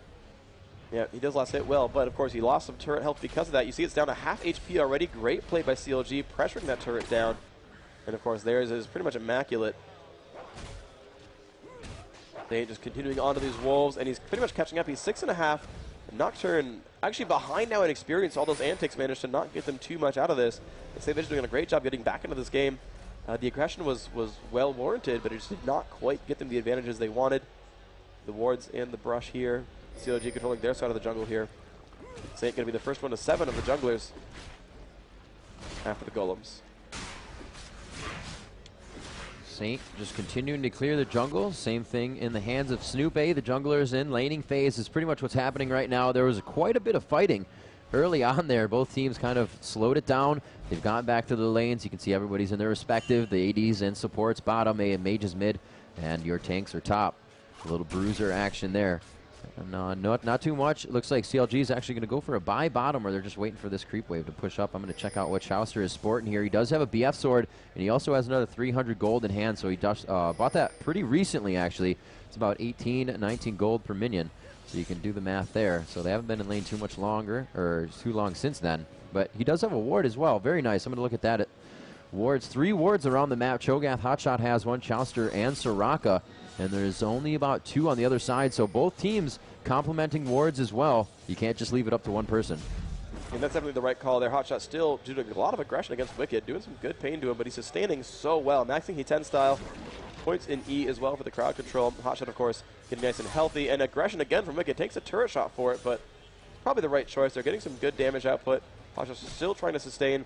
Does have a Heart of Gold. Looks like Philostone might be next. Dodge boots in there, and Nocturne coming around the backside. The lane is still pushed, so they're not going to see him come in there. They could burst Hotshot. His feast has been used. It's 4 stacked. He's got 1,500 health. No, sorry, 1,400 health. A good start to this. Ocelot will whiff the body slam over the wall. Nice try. I think we're going to see a flash from Hotshot if this comes out. Snoop not liking the situation. He says, you know what, I'm going to blue pill. If he walks out, I'll stop it, and I'll come out with my ulti. But it looks like he will be out of that situation. We did have Saint come up in middle. Very nice wards. Keeps Ocelot safe and sound. He's just going to be able to run around there. He just body slams right into Saint. He doesn't worry about it. Bottom lane being pretty aggressive on the Vayne and Taric side. They're starting to push this wave into the turret of CLG. And it is 87 to 100. Saint is actually getting crushed right now by Ocelot. Sorry, I got to interrupt you in the middle of the fight. Saint is going to drop down. Nice by Ocelot. Bursts him down with the ultimate, pushes him back across the wave, and then the damage output from just him alone takes down St. Vicious from full health. He even popped the ultimate, and it was not enough. Did not steal enough damage there, and Ocelot now drinking from that cask and really going to crush down onto this turret. Takes some minions down, doing a good stuff there. Has the red buff, which is awesome. Again, bursting these minions with his spells and going to take down this turret by himself. Great job by Ocelot. SK in the lead as Big Fat LP comes by to stop him. Actually, the burst damage is pretty good, but he's got minions. And yeah, Big Fat's going to have to pull back right now. But here come 3 towards the bottom. By the way, they took Dragon at the same time. They jumped on a Chauster. Not looking happy for him. They've hit a lot of these shots here. Now getting pushed to the turret. Wish comes out. Still not dying. They're going to pick up 1. Now Elements. Wow. Got to be afraid. Oh, Nif. Wow, they live with everyone. They picked up all those kills. Candy Panda getting credit on both. He's now 3-0 on the game. Oh, Ocelot getting stuck. He gets caught a little too far behind, but it looks like they won't even try to attack him, even with 50% health. Just too much SK power on that bottom lane right now. Yeah, it's looking so good for them right now. Hotshot still farming against Wicked. Wicked doing a pretty good job last hitting, of course. See what else they can do here. Oh, the fear onto Saint. A 4-person tower dive. Snoopy taking a lot of damage and a quick cask from Ocelot takes him out. Nice job by Big Fat coming into the queue. He might be able to do something here with the minion wave, but he's got to get close enough to hit them and not take too much damage himself. They're just going straight for the turret. Looks like Ocelot's going to go down here. All he needs is another Q. No, he cannot get it out. He gets stunned, dazzled up, and almost condemned against the wall. If Candy Panda had enough mana, that would have been huge for them. And it looks like the Pursue, oddly enough, Big Fat could go down. He is forced to flash out. A critical hit from Vayne on that third strike. Very nice. It looks like they could turn around and do the same thing to Chowster. Her health just absolutely diminishing. Another kill as they come back into the fight. Another dive and another kill for SK. Amazing gameplay. They have gotten over 6 kills in the bottom lane in the past 2 minutes. That was phenomenal play by them. They picked just bodies littered everywhere. And that's 3 dead CLG members right there. Same 3 from last time. And they are just doing so great right now. Up 7,000 gold from those kills. You see a 5-0 Vayne at 14 minutes. Yeah, it's going to hurt. Whew. Picks up Zerk Greaves. Has a Black Cleaver already. That's just really, That really is just good. the way you want a game to go for you. First blood, your team gets 4 flat-out assists, and you're 5-2 at 14 minutes into the game. Yeah, that's phenomenal. Or 5-0-2. There The you 2s go. are assists, not even deaths. That's indeed. Okay, but she looks like she's going for a phage. Next item has the health crystal and the longsword. Wicked still lasting at his turret while harassing Hotshot. Really good play by him. And he's going to pick up, one more minion there. He pretty well has that phage. Hotshot, though, doing a pretty good job. 115 minions. Slightly behind Wicked, but not by much. Of course, no deaths as well. And will turn into a big tanky ball. Has 2 go for 10 items as well, so he's going to get really, really scary before too long. And it's going to be a pretty big deal. We see Candy Panda maybe not spotted as he goes around the backside. Hotshot in the brush. I don't think he knows. He wouldn't be this aggressive if he knew. They're pinging. They're saying go. See if they're going to do anything. The stun comes off. He's going to try to push him in the wall. Oh, what a flash. And a nice flash. Wow. Good by Hotshot. Does not get pinned into the wall. Great play that there. condemn was in mid-air when he flashed. That was awesome. Excellent play there. Looks like Tarek milling about. Nif is going to enter into the river. There it is, putting down some wards there. That's going to be a mid to late game Baron ward. It's only going to last for 3 minutes, so I guess I can't say late game. But that is the positioning of that to counter anything coming out of mid, as well as anybody facing the attack at Baron. Nice job, Ocelot, taking out one down bottom. Missed that one. It happened so fast. See, when they get to this point Solo and they Caitlyn, they do so much damage, you don't even know that they're fighting until somebody's dead. And very nice job there, clearing out the wave. He's going to be able to push bottom for himself, stopping a lot of damage on that turret. And that's usually, isn't that the thing that happens? You see bottom turret for SK's side, they got it down to half health, and then that one turnaround in the lane causes you to lose your turret, a lot of deaths, and that turret won't go down for probably some time now. Yeah, absolutely the case. It's still staying at half health. And Aurelia coming in, again fighting Hotshot. Will not get ruptured. The silence is good. Nif coming by, though. I mean, they could push for this. They will choose not to. He's got those dodge boots still. He's got a lot of armor as well. 134 armor, 45 magic resist. Big, beefy guy right now. See what they can do with this. They're still milling about. Wicked just crushing minions down. Uh-oh, there's a Gragas. He has found St. Visions. Actually, St. Visions is scaring him a little bit. Cassidon coming by as well, and he's waiting on the other side, and yep, he finds him. They're going to flash over and try to go for this, but Candy Panda is nearby, and he's going to say, nope. Nothing done.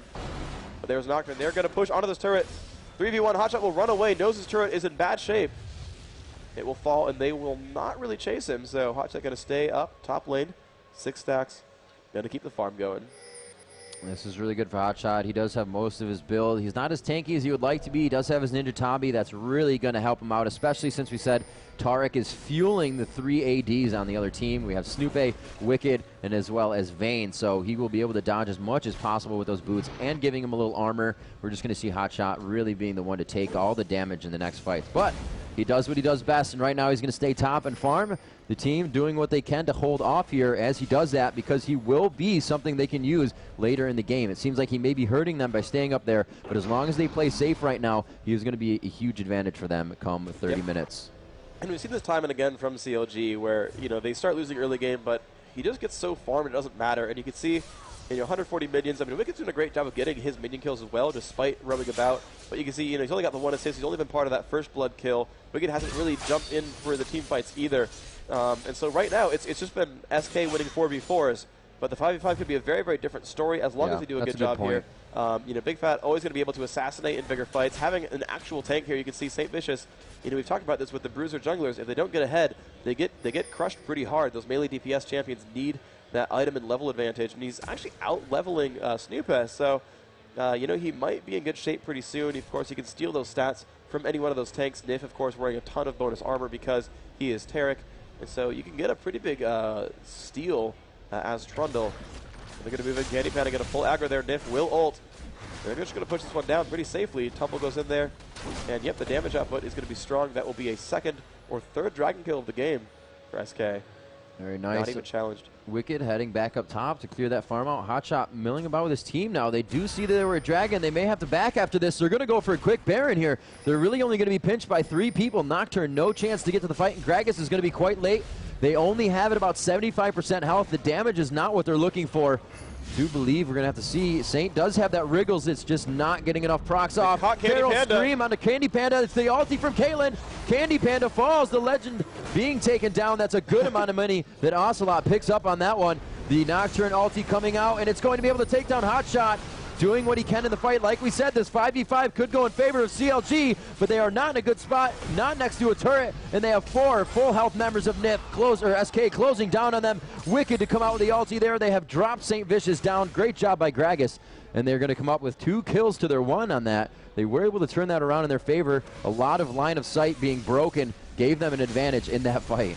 Yeah, and that was excellent play, of course. They did manage to isolate onto Candy Panda, and an excellent rupture was landed by Hotshot. It gave him that kill for free, but unfortunately, the team fired back onto him. And you can see, you know, even though he's got a decent item stack, he's, of course, a corpse right now, but he's got Elisa's Miracle. He's got that Glacial Shroud as well. I have to believe he didn't quite buy before that happened, and so you kind of saw him in a state where he was actually killable and not quite the you know, giant meat wall Cho'Gath. You're going to see as these fights go on, that same kill will happen on Candy Panda. Yeah, he'll get a little bit more durable. You can see he's got that phage right now. He's building up another damage item, though, and not going for more durability. So that same burst combo is going to work every time. And you're going to see that happen. And then this time, it won't be Hotshot getting caught out. So you know, even though you keep seeing these battles go in the way of SK, I really think you're going to see CLG mount a comeback. They've always done it. They're probably going to do it here again. Yeah, and, there's going to be one really big thing that needs to happen at this point, and they're going to be, they can't really stop getting the kills that they're getting, but if Chowster keeps staying 0-3 and 0, he is not going to be able to do enough damage. We are going to see that Big Fat's going to be able to come out, use a lot of Kassadin cooldowns. He does have blue buff, but to have that 80 carry be farmed up and always attacking, that's not a cooldown, that's your attack, and you need that in the fight. And we saw Chowster was not doing enough damage last time, and if he cannot start getting those kills in his favor, and it's only going to be Big Fat getting 2 and 1, that's not going to be good for CLG. Yeah, absolutely true. And, you know, Chowster's getting those stacks up finally. It's going to be a little bit better for him. SK, though, kind of harassing around near Baron. That could be actually scary. They could force CLG into a fight they don't want. Wicked jumping out on a Big Fat, but he can actually get crushed right here. They're jumping Ocelot right now. He's getting very, very low. He's got a body slam away. Big Fat getting chased down. Element's not in good shape. Going to get owned against that wall. And here comes Snoopeh in there as well. Lands the Q on both of them. And he really wants to go for this. He puts the wall up. Oh, Big Fat, you're so low. But a great Q from Hotshot's going to push them back. Leave them alive for now, but it's 5v4. If will ult Wicked in the front. Q doesn't land on much, and they're still pushing through. Vayne going to do a lot of damage here. Hotshot has been stunned. Saint getting low as well. And they're going to pull back for now. Gragas, oh, the ultimate! Almost takes down Saint. And they're going to get the counterattack back. Nice job there picking that one up. And now Nip and Wicked in front, but Hotshot again is a big freaking tank, and he took no damage from that. It's exactly what he's been waiting for. They are going to push on to this one. That 5-person fight is what they needed. Both nice roll by Candy Panda and dodge by Wicked there. Being slowed, though. Will she be able to get out? The more people are around, the less CC she will be. She will be able to get out of that quite quickly. Yep, and with the Merc Treads as well, she's going to have very low slow and stun timers. But Kassadin, almost finds Nif. Candy Panda actually was burstable at that point. But he was far enough away that we're not able to burst down Vayne. Oh, wow. They like this situation, though. They don't... SK has pretty low health here. Yep, but again, they want to have Hotshot tank and just fight a 5v4. They need to pull SK into this, and they're going to do so. It is losing health rather quickly, actually. They're doing a much better job than last time. And they're going to push us in because they're going to get it low enough before Gragas shows. The Q does land on Nif, and they're going to go on this. Nif's been silenced. They've jumped in. He's taking so much damage. They will kill Nif. Hotshot in the front. Candy Panda is low. One's going to fall back there, and they're still fighting, though. Looks like Wicked in the back. Element's getting low. Candy Panda will trade with Chowster. Chowster's alive, but he's been dropped down by Wicked. But they're still... full health Ocelot. Oh, no. Good CCs from Hotshot, though, have stopped that for now. Wicked still very, very low. Snoopeh very low as well, but St. Vicious, oh, the barrels. The barrels roll out, and Ocelot's like, hey guys, I got some ability power. You might need some magic resist. You know, these fights are kind of telling us a lot, but not much. We're always having a lone wolf that was full health come in at the end and clean up. We really have not seen the initial 5-on-5 that we want to see here. Yeah, but I think that's in CLG's favor there. I think the 5v5 fights, just because of the gold advantage, so good for SK, but CLG's doing a good job of capitalizing on mistakes. They have the ability to initiate from so far away. They have the Trundle Pillar over 600 range. Cassidy can basically jump forward with Riftwalk and then land that Force Pull slow. The slow from Hotshot as well, that Rupture, about 1,000 range on that one. So they can really catch people unaware when they think they're safe, compared to Tarek, who really only has that stun easily pointed. Everyone else kind of has to jump in from 700 range or less. So CLG can pick apart fights a little bit better than SK can. Yeah. Great warding by Snoopy coming in. Looks like he's going to creep into this bush. They don't know that he's there, and they didn't hear the war go down. If he just would have stepped... Oh, he is going to step into it. Does he like what he sees? He kind of sees it. He's like, all right, I can deal with this. Playing very cautious. At least the team knows where they are now. He kind of played that role. Wicked getting caught in middle here. Should be able to get out quite easily. Dodges a beautiful Rupture by Hotshot GG. A beautiful dodge, I should say, on the Rupture. And we are going to see them backing off. They see 3 members. Not too much warding. Look at all the vision that SK has right now. All the way from Dragon or Baron down to blue buff, and on the bottom side of the jungle from Wraiths all the way on into that red buff. Yeah, indeed, and SK again on the Dragon control, doing a great job timing those out. Wicked, of course, able to bait pretty well. He's basically their tank because he's built a nice amount of health, 2,500, has a lot of tenacity. He's going to be hard to CC. And he's doing an excellent job of basically kind of keeping CLG. He's basically playing the Hotshot GG role of like, hey, look at me, chase me around. By the way, you can't kill me. My team's going to take Dragon. Enjoy that. As they do push.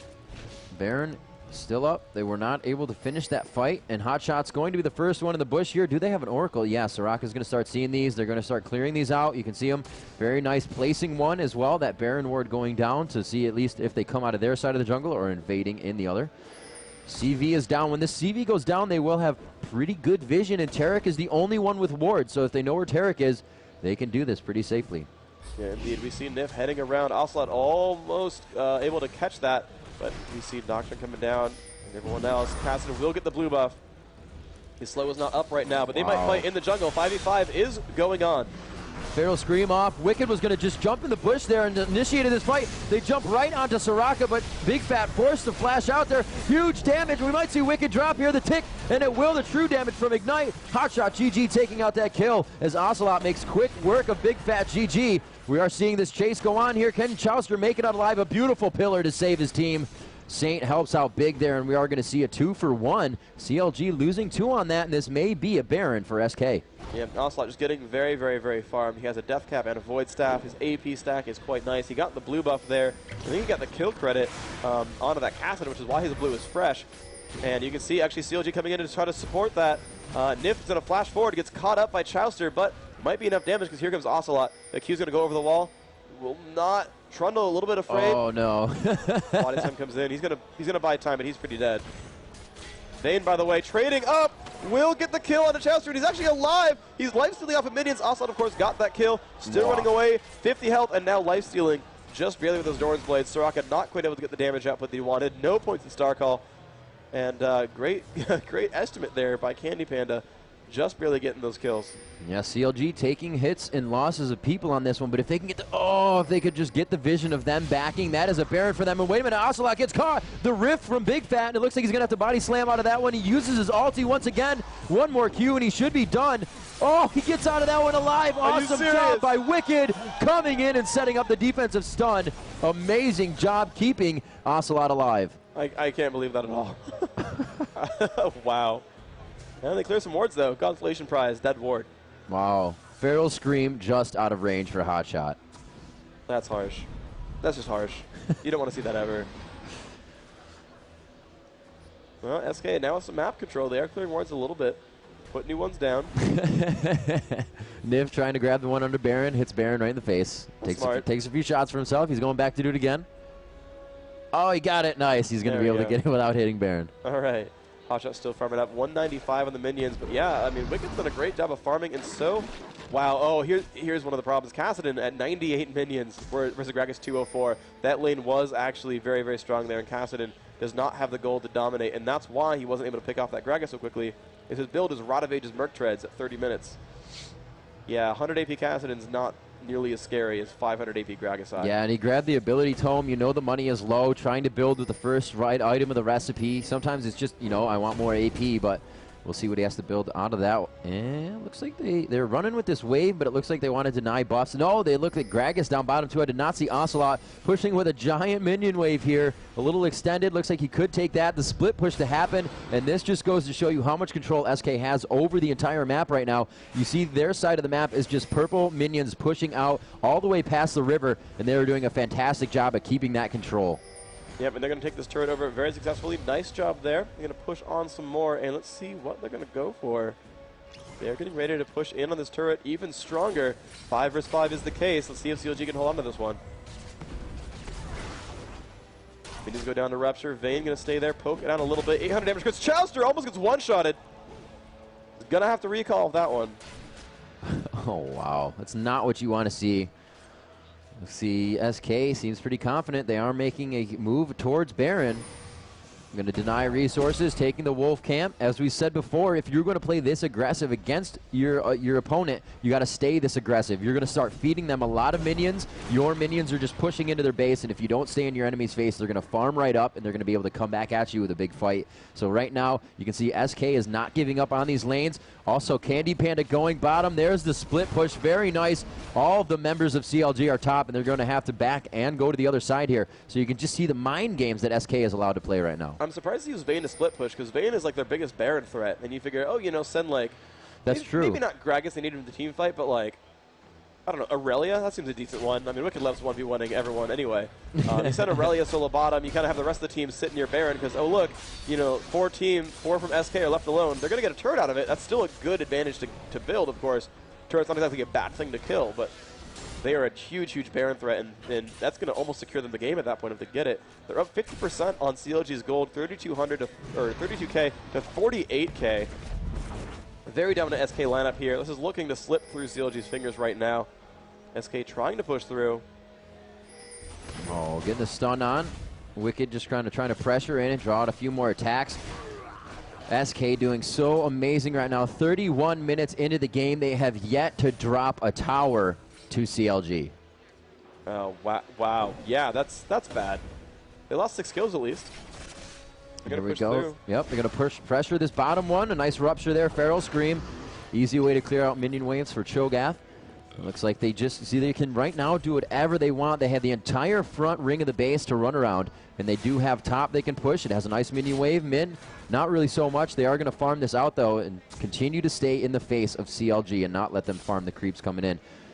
Don't know what they're going to do at this point. Once they get enough vision from these creeps, it could definitely be a Baron move. You don't want to be able to do it when the other team can come at you, so they definitely want an inhibitor here. Go for the Baron and make that final push if they can. Yep, they're valiantly defending this turret as best they can, but Nocturne was pushing mid, did a little bit of damage to that inhibitor turret. And Panda is going to walk in, do a couple of shots here, but of course that turret, no minions to shoot at, is going to hit him for free. Dave with 200 armor could tank the turret a little bit if he wanted to. Actually, only 130. Wow, actually lower armor than I thought, but Shirelli's in there, a lot of gold pretends.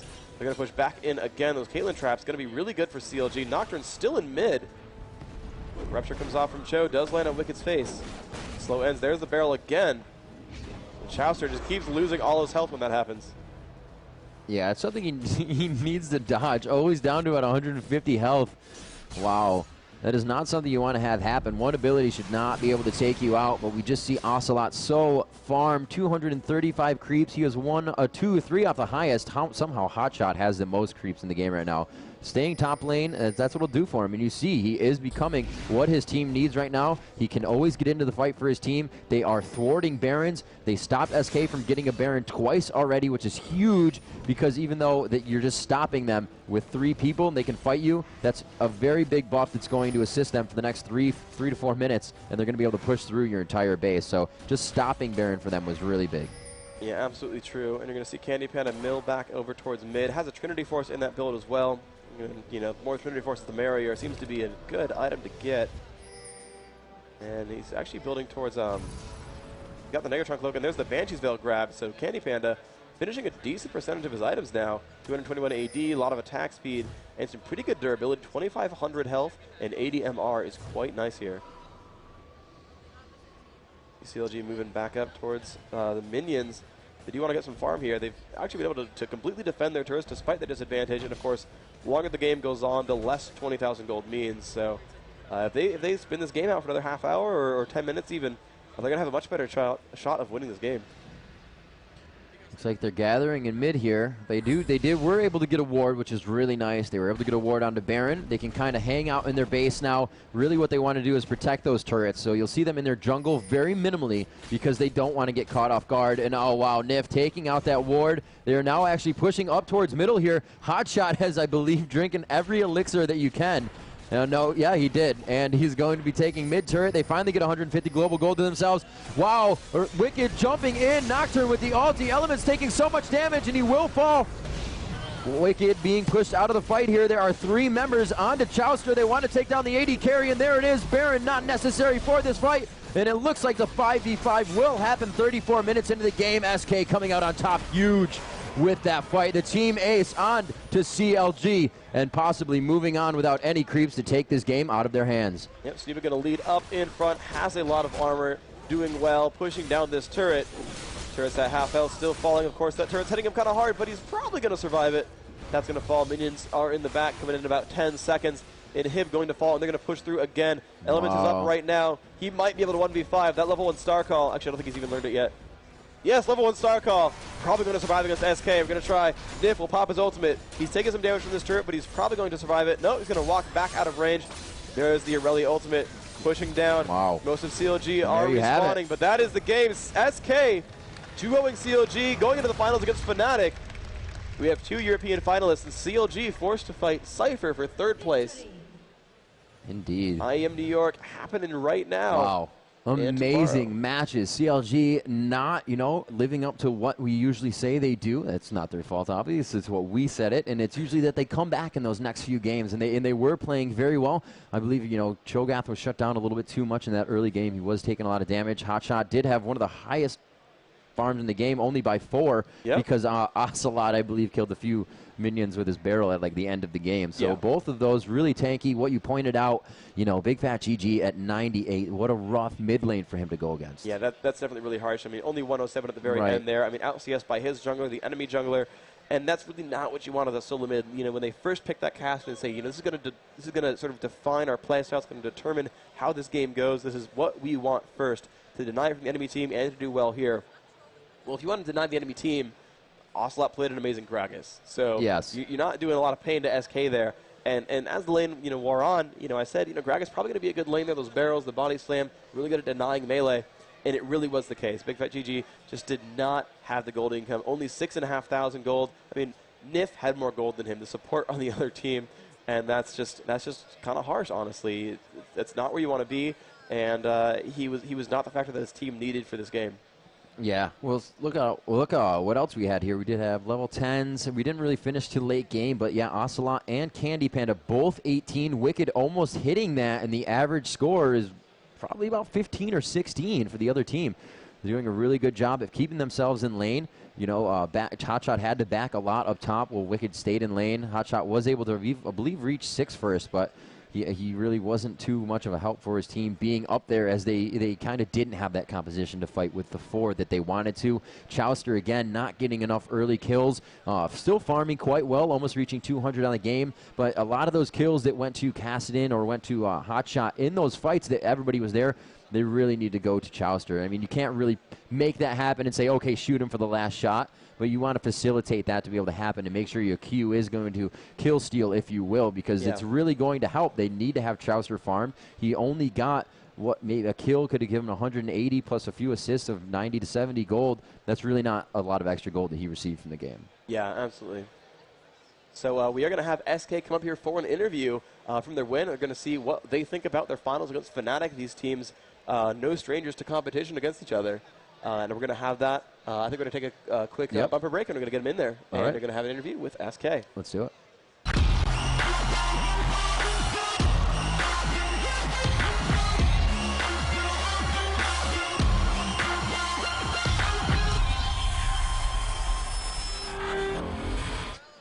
Yeah. All right, guys, what's up? Yep, tell the fans who you are. I'm Wicked. I'm the Irelia player of both games. They let me my favorite champion. Oh, yeah. I was going to say, did you think they were going to ban him out? Ban her out, I should say. No, they told me they don't care about Irelia, and it wasn't like I was not the deciding factor, so. Oh, you weren't the deciding factor. No, I was not. So you made that a point to be a deciding factor. Well, basically, the second game, my team just owned bottom and middle so hard, so. And I was just equal top, so nothing special. How did you feel when Hotshot changed up? How did you feel going more against the Cho'Gath, the Nidalee? Which one was actually harder for you? I was a bit scared of his Nidalee because I haven't played against it for so long. All right. I was like, Irelia is good against it. I played against him before, but I have no clue if it's still good. Right on, right on. How did you guys feel coming into the matches today? Seeing all the matches over the weekend, the environment, how did that all play into your emotions? We all felt really good, and we really love playing, and we really love all the fans and playing in front of them. It's really a lot cooler. Right on, right on. So, with coming in with these games, you had Ocelot playing absolutely huge. Did you guys expect him to come up for you guys like that? Ocelot played so good. He ganked, killed everywhere. It was really amazing. We didn't expect anyone to play exceptional, but right on. It happened. How do you guys feel about Fnatic? If you faced them before, or you faced them before, obviously, but is that regular play for you guys? Is that your scrims? We haven't played against Fnatic for around 3 weeks, so we don't really know them. No one knew them in this tournament, and they're doing really good. Yeah, have you guys been keeping an eye on their games? We have been keeping an eye on the games, and they have done the same. Right on. So you guys feeling good? What are you going to do tonight to celebrate? Get ready for tomorrow. Obviously not too much celebration. Yeah, we're not going to celebrate too much, but I think we're going to go out and drink. Awesome, awesome, guys. Myself, Rivington III, here with Wicked. We may have an interview with the others with CLG if they are going to be up here in time. I know they're discussing and milling about, but thank you very much, guys. Congratulations. We'll see you tomorrow in the finals. Be sure to stay tuned for more StarCraft and whatnot coming from IEM here in Comic-Con at New York City. Enjoy, and we'll be right back after this.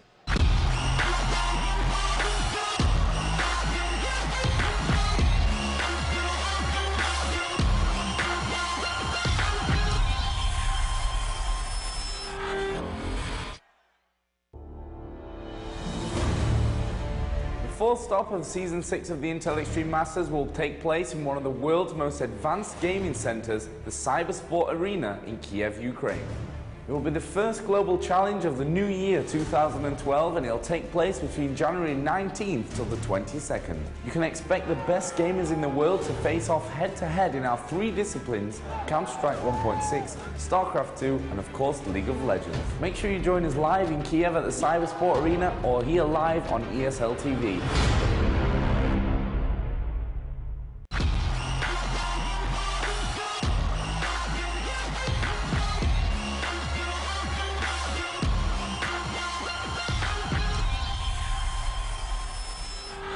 I told you we'd be right back, and I, Rivington III, am joined here with the Hotshot GG. George joining me here on stage in the caster's booth.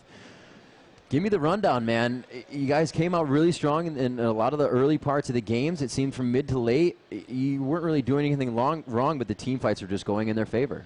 Yeah, well, first game, there was a little bit of a problem. Casson is a really, really snowbally champ, and Morgana just doesn't do as much as him in terms of roaming. So right. Once Cassidon started snowballing because of 1 kill, it was really bad, and we had just 1 bad team fight, and that was it. Yeah, sometimes it does come down to that, and it puts you back 5-10 minutes, and if you can't start to redo that, it really starts to hurt. Coming into the second game, Saint got caught off guard down in the bottom bush. How did that play out for you guys? That really that also snowballed the game, and I don't know. Saint thought he could just run away, but he didn't use his flash, and they got him. So he actually thought he could get out of that situation. Yeah, without using flash, but he kind of got dazzled up. Yeah, that Tarek was for the leader in that one. Nif really made that charge. They were in Tribush quite early. So if something happens like that, what advice can you give to people that play League of Legends to counteract that? Because we saw that he actually switched where he was starting in the jungle too. Well, definitely when it comes to level 1 fights and you see multiple people and they're semi in range of you, like they can flash you, you just burn flash anyways. It's better to be safe than sorry. Right, and that's really early in the game. In the next 3 minutes, you're probably going to have flash up as well, and that's really when the jungler is going to be coming out anyway. So yeah, it does sound quite safe. is the main point you guys think you faltered at, or what can be changed for the next tournament? We had a lot of problems this tournament and this game, so I don't know really where we need to start from, but I think we need to have maybe like a change up in lanes, because our lanes haven't been dominating that well recently. So maybe some role switches in the future. Oh yeah? Yeah. Awesome, awesome. Has it been talked about yet, or something? It's been talked about, played a little bit, but all right. We need solid practice with some new features. Right on. What's next for you guys? What are you looking forward to? Definitely WCG. WCG is going to be amazing. Right on. I can't wait to go to Korea and have some kimchi. Yeah? So, yeah. You love that kimchi. I love that kimchi. All right, guys.